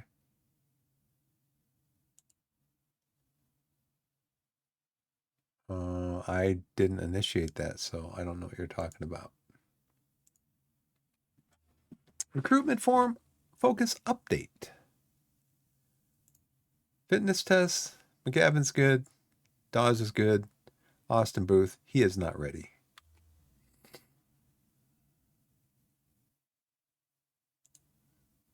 Tactical meeting.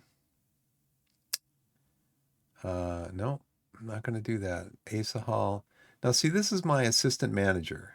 My assistant manager should know that if I play 38-year-old Asa Hall 20 games this year, if he makes 20 appearances, then I have to assign him to an extension next year. I'm not going to do that. That's why I got that other midfielder, because I don't want to do that.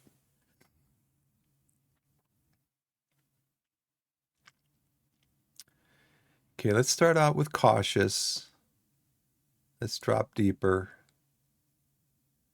Okay, I'll sort it out. So they're saying we should do 5 to 6.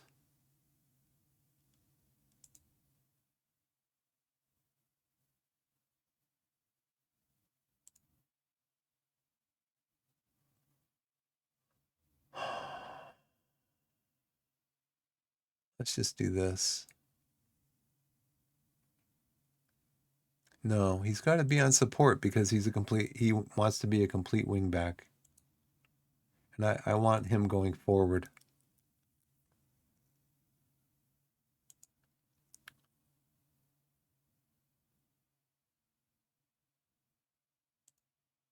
That's fine. Clog up the middle.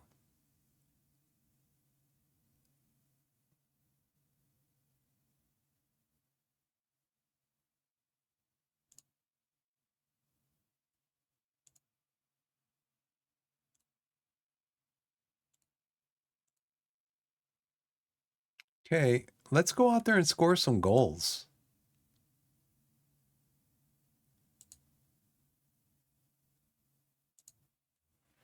Somebody was impressed by that speech.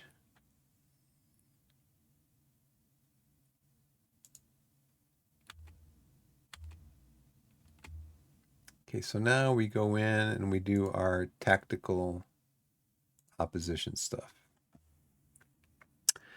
Ben Seymour is 5'8", and he is weak left foot. So let's show him onto his left foot.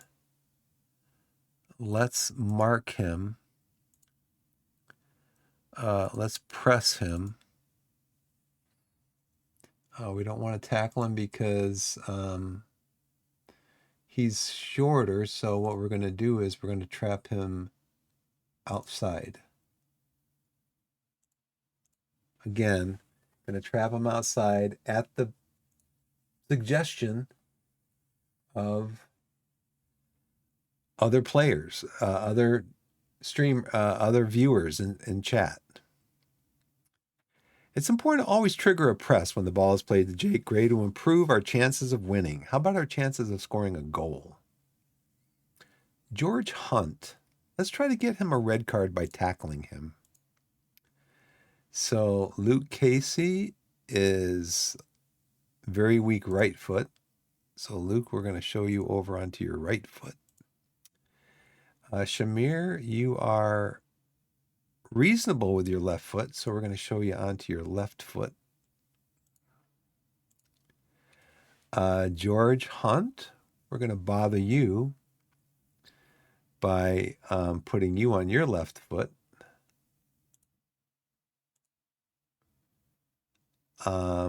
Jake, you have a weak left foot. So that's what we're going to put you on, your weak left foot. And then you have a weak right foot, so we're going to show you onto your weak right foot. And then you have a weak left foot. We're going to show you onto your weak left foot. Now, this guy is 5'8". This guy is 5'11".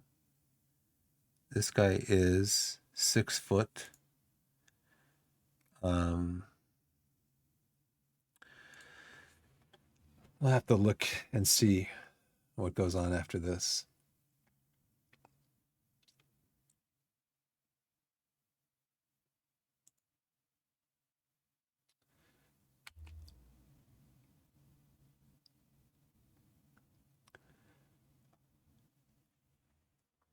Oh, that didn't work. What was that? That was an attempted tackle by Duru on Casey. Do we have Casey set up for that we should be attempting to tackle him? No.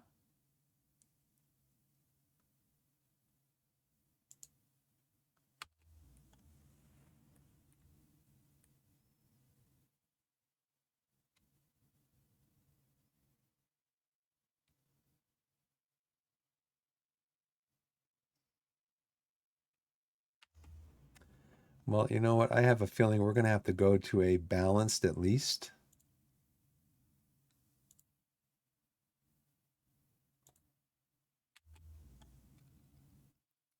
They got 64% possession. They're dominating possession. Okay, let's see what comes of this.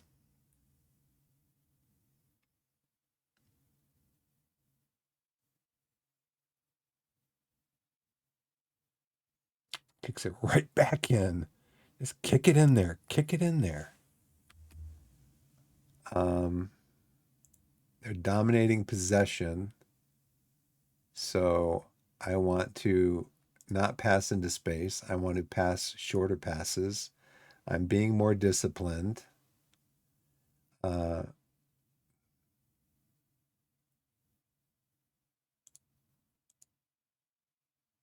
want to counter.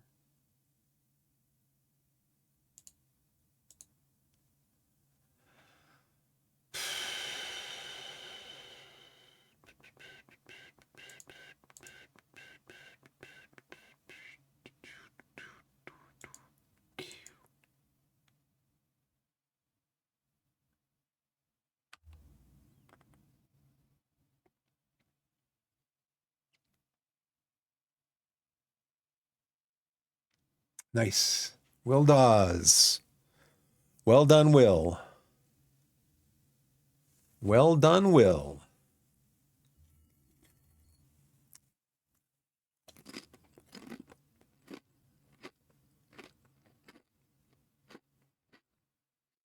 That was a nice shot.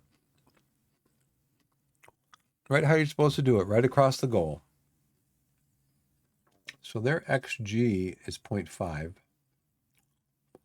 or 0.22.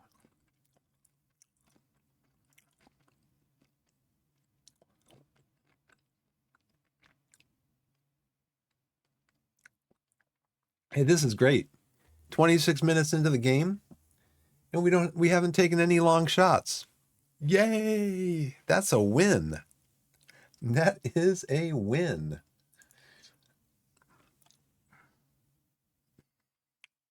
Corners won, free kicks. We are trying to play for set pieces, so we've completed only 70% of our passes. We're probably under a lot of pressure from them.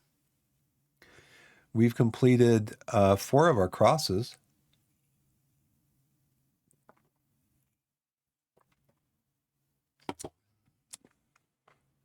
We've headers are about even. Average rating, ball share, high intensity sprints. Heat map. We're playing low block. They're playing probably a mid block.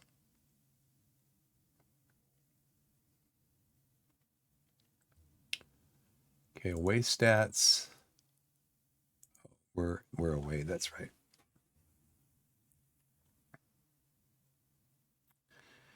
Okay, passing. Crosses. They're not completing their crosses. Tackling. They're doing okay in tackling. Aerial. And shooting. I got 1 on target. So what about passing? No, 1, 2, 3, 4, 5 key passes. And then clear-cut chances created 1. How about for us? We've had 3 key passes, no clear-cut chances. We're doing okay on our crosses. We just need to take more of them, that's all.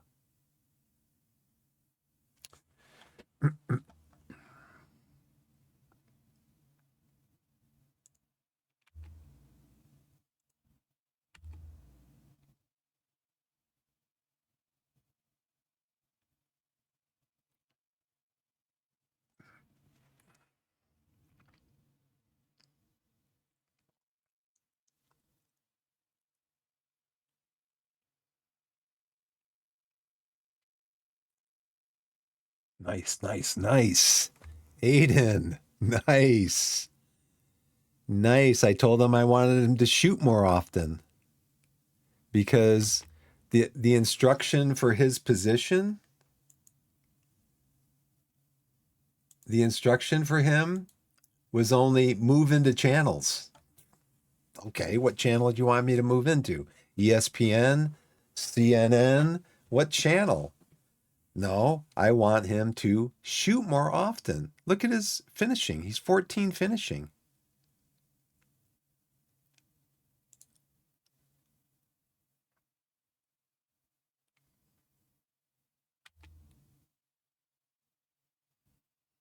So we missed out on that. We got another highlight here. All right. Will Dawes, his second goal of the game. Man, we are going ham. We are going ham. I want to watch the replay. They're swarming the net. They're just swarming. Look at this. It was a deflection.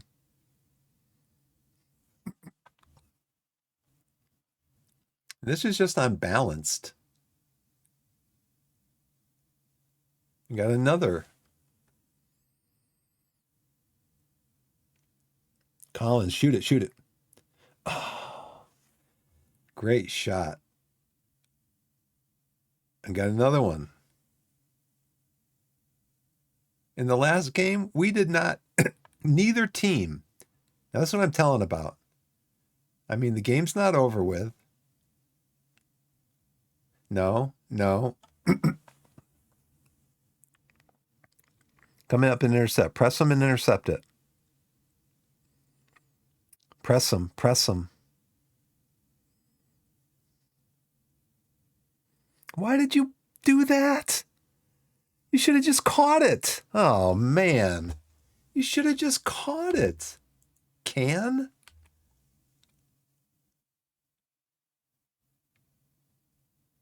Why did you punch it?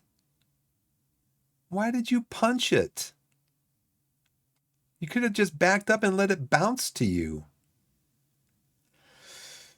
Oh, brother. Okay. Halftime.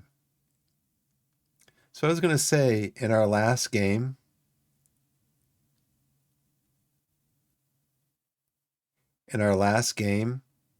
against, again, this was a team. So right now, Hampton and whatever they are in second place in the division in our league. The team we played in the last game was in the league below us, one of the leagues below us. And in the first half of that game, there were 0 highlights. So that's why I'm acting excited and shocked and everything at the same time, because there were 0 highlights in that game.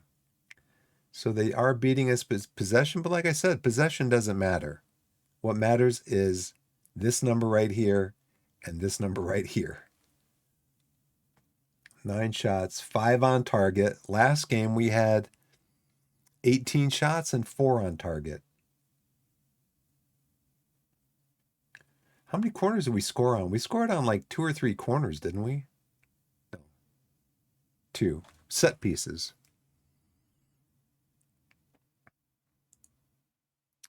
So these are the heat maps. So we are making hay down the right-hand side.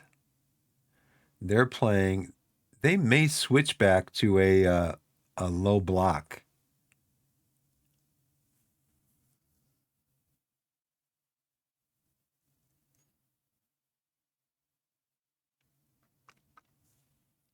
Will Dawes, Ted Can. Yeah, one mistake. It's all right. Hamden and Richmond.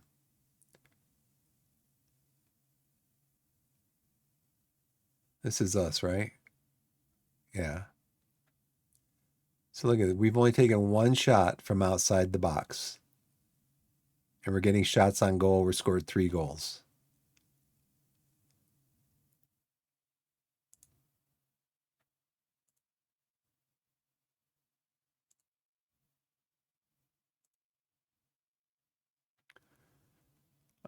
Let's see, off target woodwork.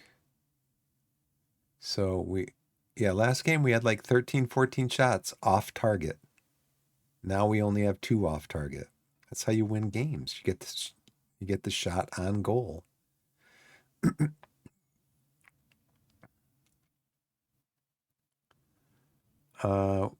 Our passing is okay. Crosses completed 30%, so we can put twice as many crosses as they have. Headers 122 versus 23. It's pretty even. Average rating is 7.08. We're beating them in high intensity sprints. All right. We've had a lot of shots on target so far. I'm happy. Yes. Now, does anybody need to come off? Anybody tired? Everybody looks pretty fresh. Stobbs is complacent. I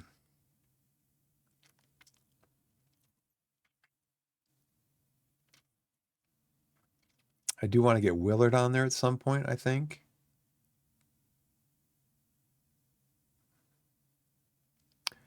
Dawes is having an excellent game.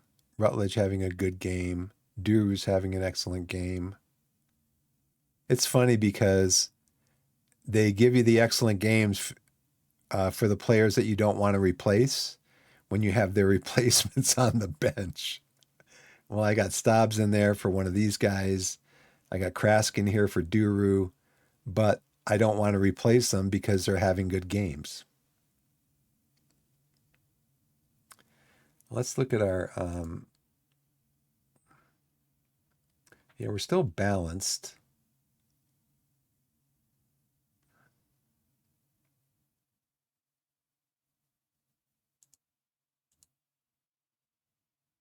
We can still counter.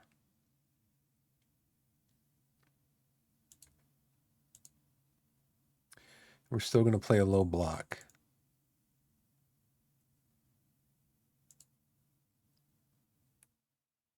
I'm not going to do any of this because I did this last time. And I tried to tell the midfielders that they had done a good job creating, and everybody got upset. Everybody got upset. I'm like, gosh, man, it's not worth it. Not unless you know the formula. If you don't know the formula, I wouldn't mess with it.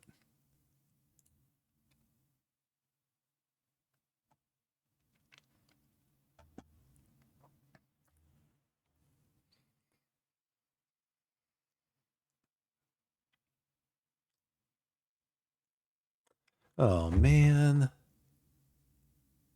Marshall own goal.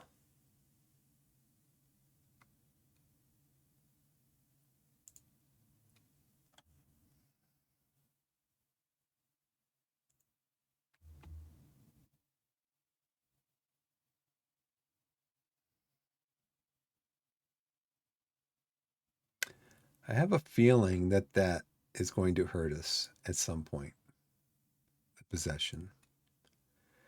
So we're not passing into space. I think we're going to play a little less wide. I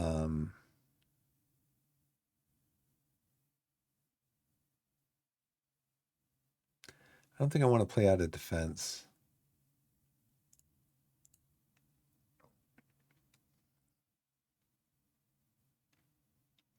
We can still counter.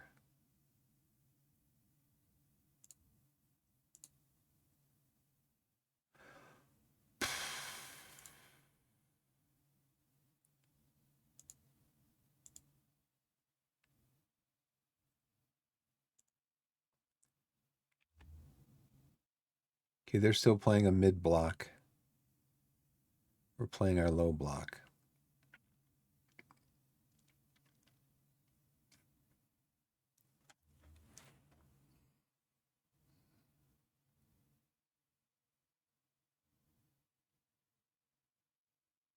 Nice, nice, nice. We had an own goal against us. They have an own goal against them.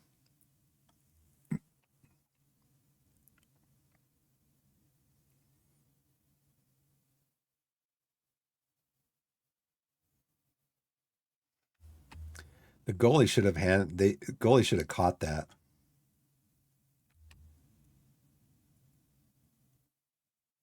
Praise him.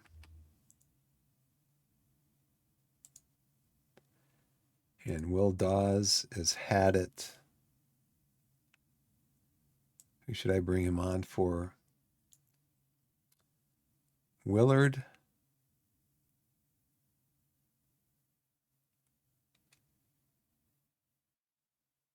Stobbs is excellent. He's concerned about his playing time.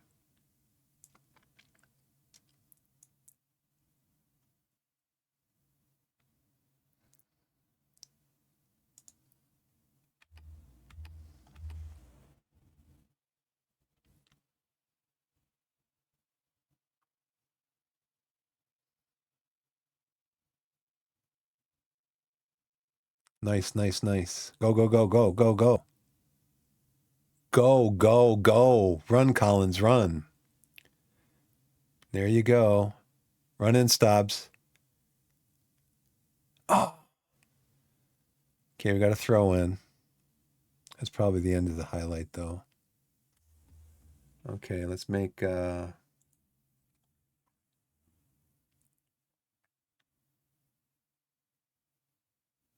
think I want to bring Willard on for Collins.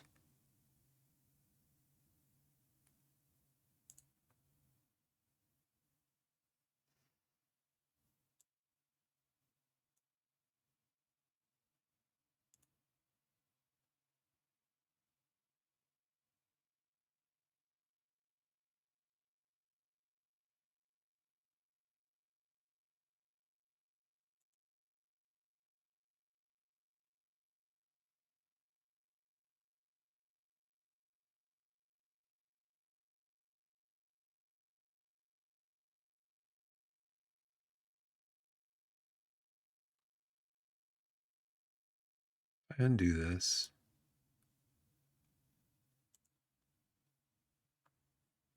Collins is delighted after the... He's playing okay. Do I need to get anybody on?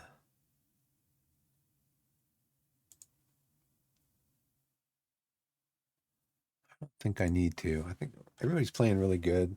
They're happy with the feedback.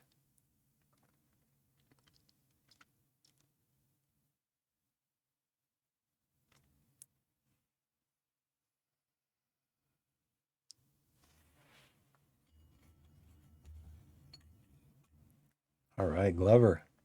Go, go, go, run, run, run. That's what I would call a long shot.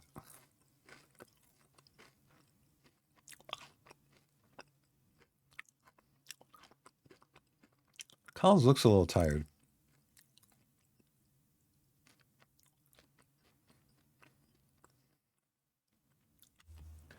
Yeah, you guys are looking tired.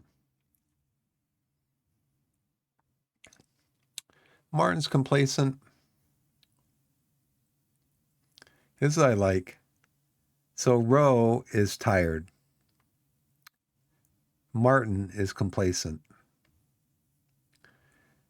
His Martin and Rowe's replacement is Sinclair. So I think what I'm going to do...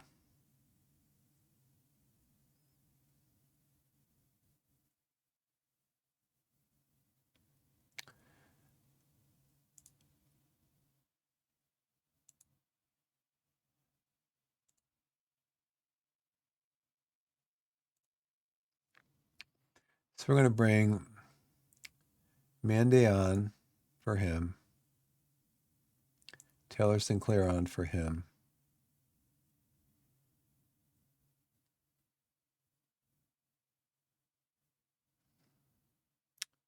Yeah, bring on 2 defenders.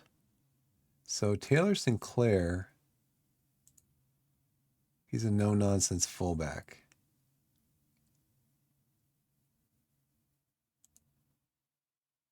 So we're going to make you a no-nonsense fullback. Defend.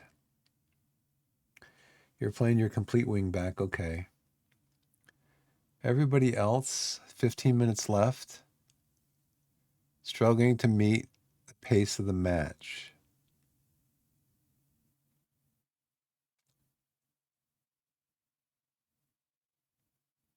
Okay. So we've got the defend. Maybe I should drop it back to a cautious.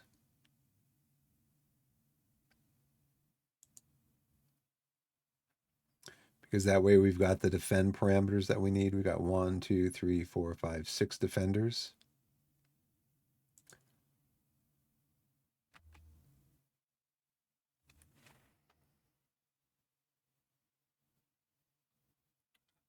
Control the ball. Control the ball.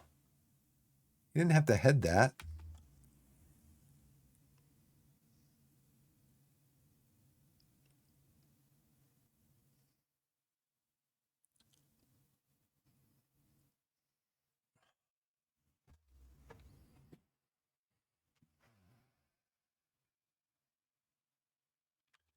Okay, let's do this. We're going to go defensive.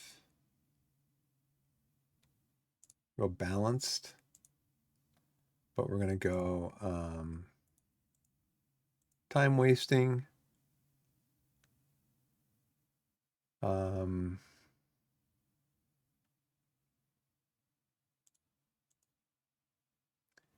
going to hold our shape. We're going to regroup. We're going to slow down the pace. We're going to take short kicks. We're already where we are.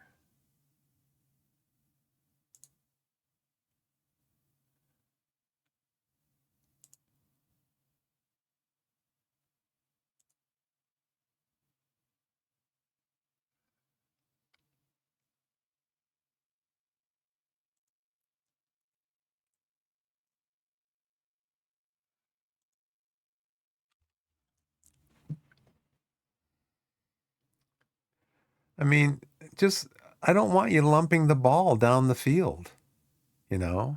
Oh, that was the deflection. We had a deflection. They had a deflection.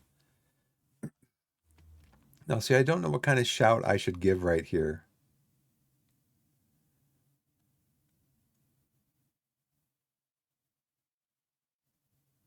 Stay focused. Fire up. No pressure. How about focus? Now, that was a deflection. So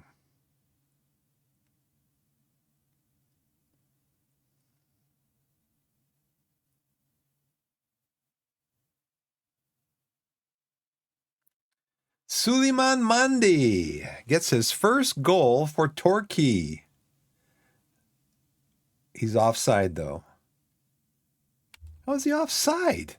Look where he... Oh, is that him? It went in off of him? Okay. They'll probably show it again with the line, right? No, they didn't.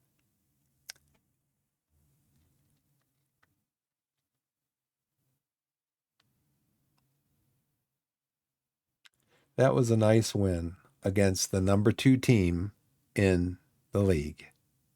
That was a very nice win. I'm very happy with these guys.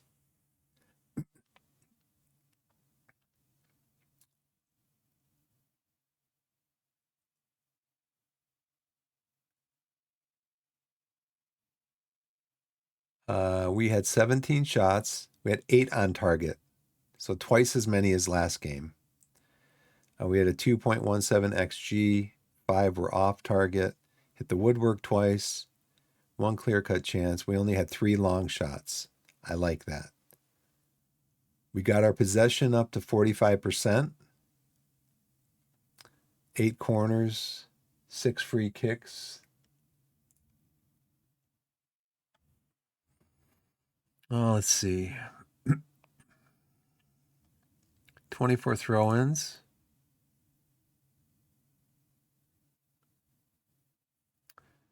Passes completed, 291. Crosses, 10. We won 15 tackles. We won 44 headers. We beat them in the header department. Our average rating was higher than theirs. We out sprinted them. And we scored in times where we were dominating. Well, not dominating, but basically winning control of the ball or whatever. That was a fluke. That was an own goal, I think. No, this was an own goal. But let's see, 15 minutes here. Be nice if you mouse over it, it tells you how many minutes it was instead of just doing this. I mean, including doing this. It gave you a minute representation, how many minutes this represents.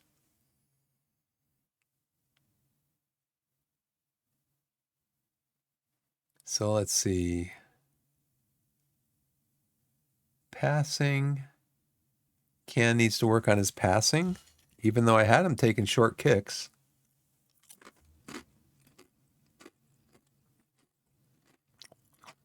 Will Dawes' passing wasn't great.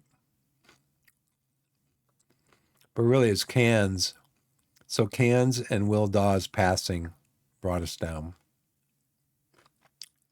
Duru, 5 key passes, 4 crosses completed, or clear-cut chances created. He's really good. Martin Collins.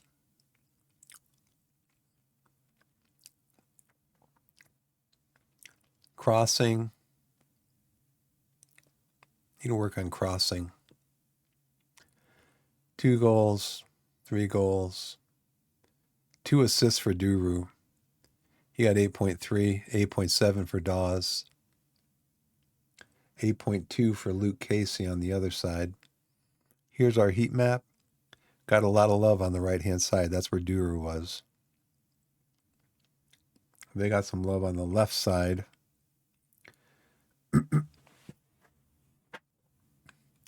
Mandy, he was offside on that one play. Glover is tired.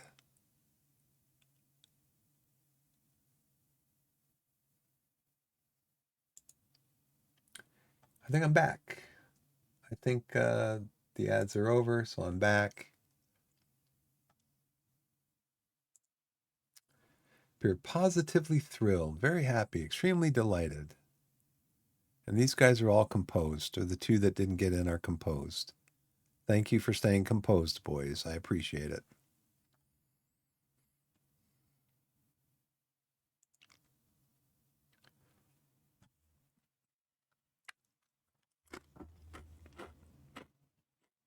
$11:30. I'm done.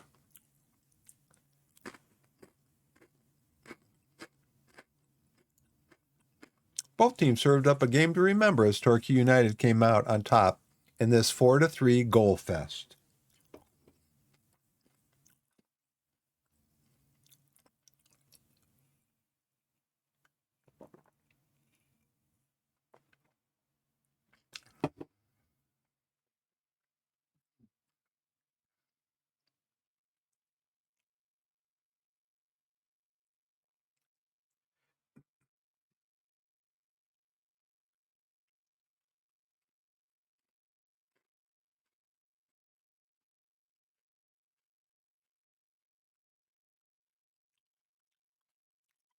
It bounced off him. He didn't score the goal. It just bounced off of him.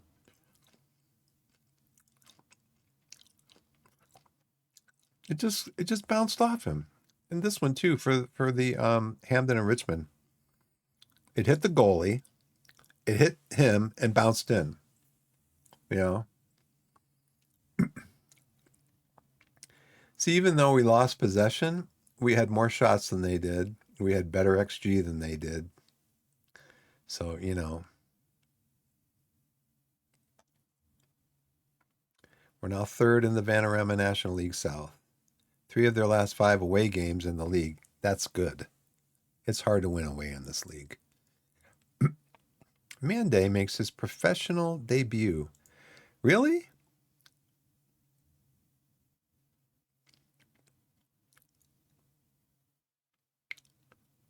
Senior debut. He made his senior debut in the Carabao Cup playing for West Brom against Cardiff.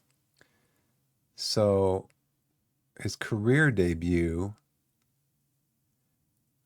but his professional debut, he made his senior debut. I don't know why that wouldn't be considered his professional debut unless he was like on a non, what they're called, non-contract or something.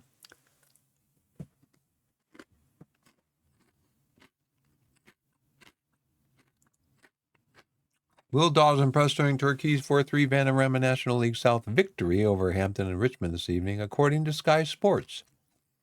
The left winger opened the scoring as he applied the finishing touch to a good team move by scoring a towering header from close range.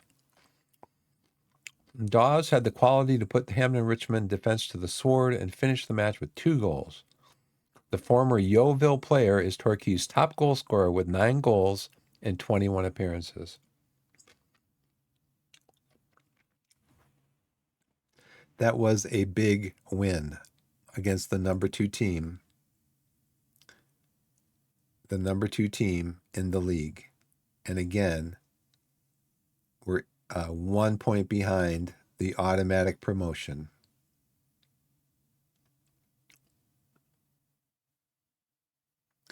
And part of it is because I started off in the cautious. I took some of my assistant manager's advice.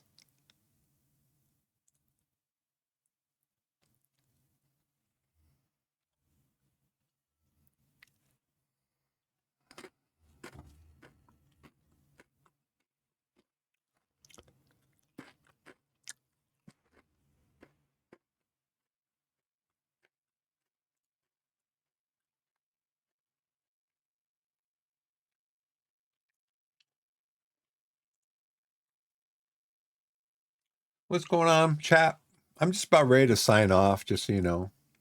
I've been on since 9 o'clock, so I've been on for about 2.5 hours. In fact, 2 hours and 39 minutes according to OBS. We just beat Hampden and Richmond to move into 3rd place in the Vanarama National League South.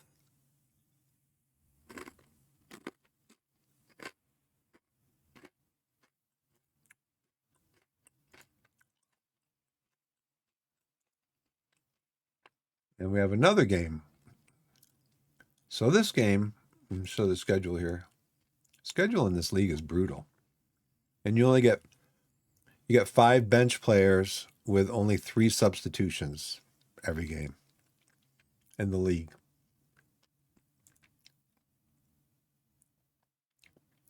Yeah,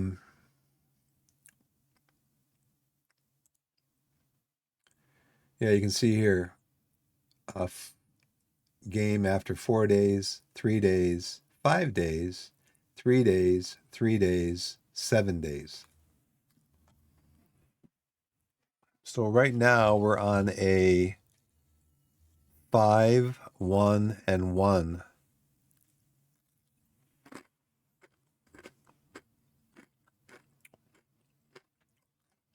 Since the end of October, what's today? 20th November. 5 wins, 1 draw, 1 loss, so 19 points. Well, no. 19 points in the league because the loss,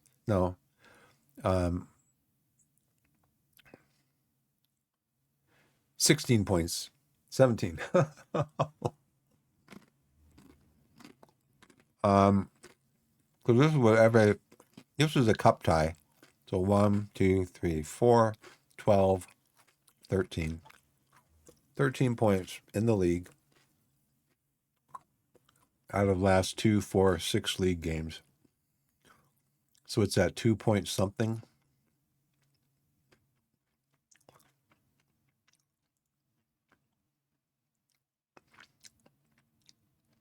What's my schedule for training for tomorrow?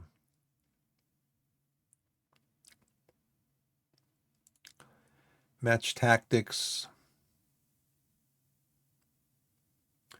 for the upcoming match. Okay.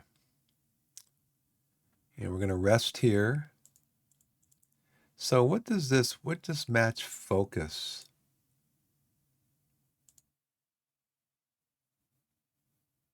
Because if you mouse over it, it doesn't tell you anything.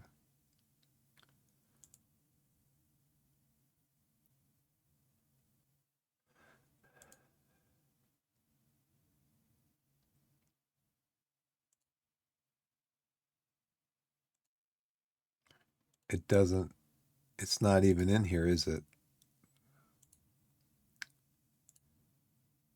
But it's like maybe it's just because the game is trying to keep you from not resting your players enough. So it makes sure that there's 2 rest periods before every game. The night of, the last session of the day before a game is always match focus. But it doesn't really tell you what it does here. I mean, you can't change it anyways, you know. You can change this. You see how the cursor turns into a hand, but you can't change this. You can change this, change this. You can't change this.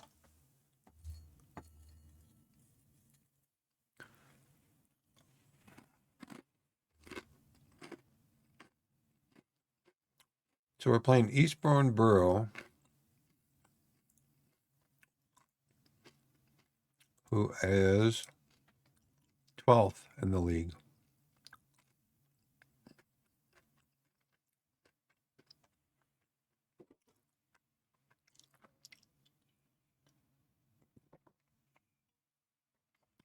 So according to average rating, Will Dawes is the second best player in the league.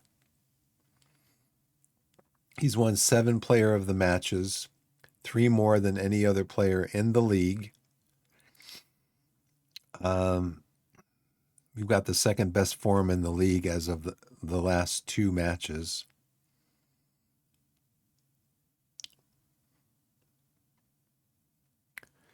Our average attendance, this is what our average attendance was last year. We were in second place like most of the year. But we are not. Dawes he's on 9 goals now.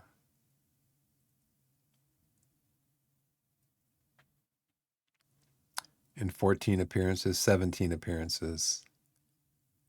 124 minutes per goal. Wish you could sort that. The league best is what, 118? He's 124. He's right up there.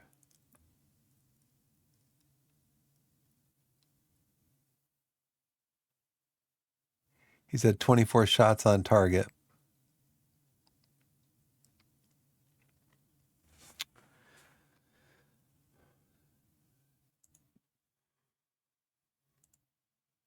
Well, that's going to do it for me. I'm streaming on Twitch, and there's currently nobody in my channel. So, and ads are coming up in 44 minutes, so I'm not going to wait that long. Let's do a praise Dawes for his performance.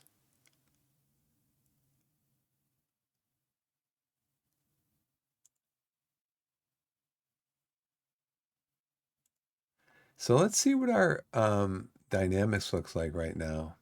Very good. Why? Because we're winning games. That's why.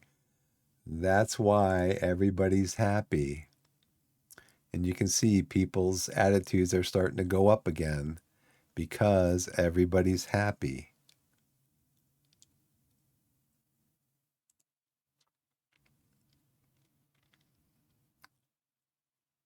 Okay. Okay, I am going to call it right here. I'm going to save this.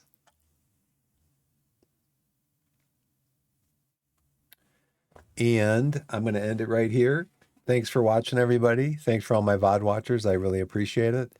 If anybody wants to contact me, you can find me on the screen here. You can find me at biffgimbal@gmail.com. You can find me at X Biff Gimbal. You can find me on YouTube, Biff Gimbal.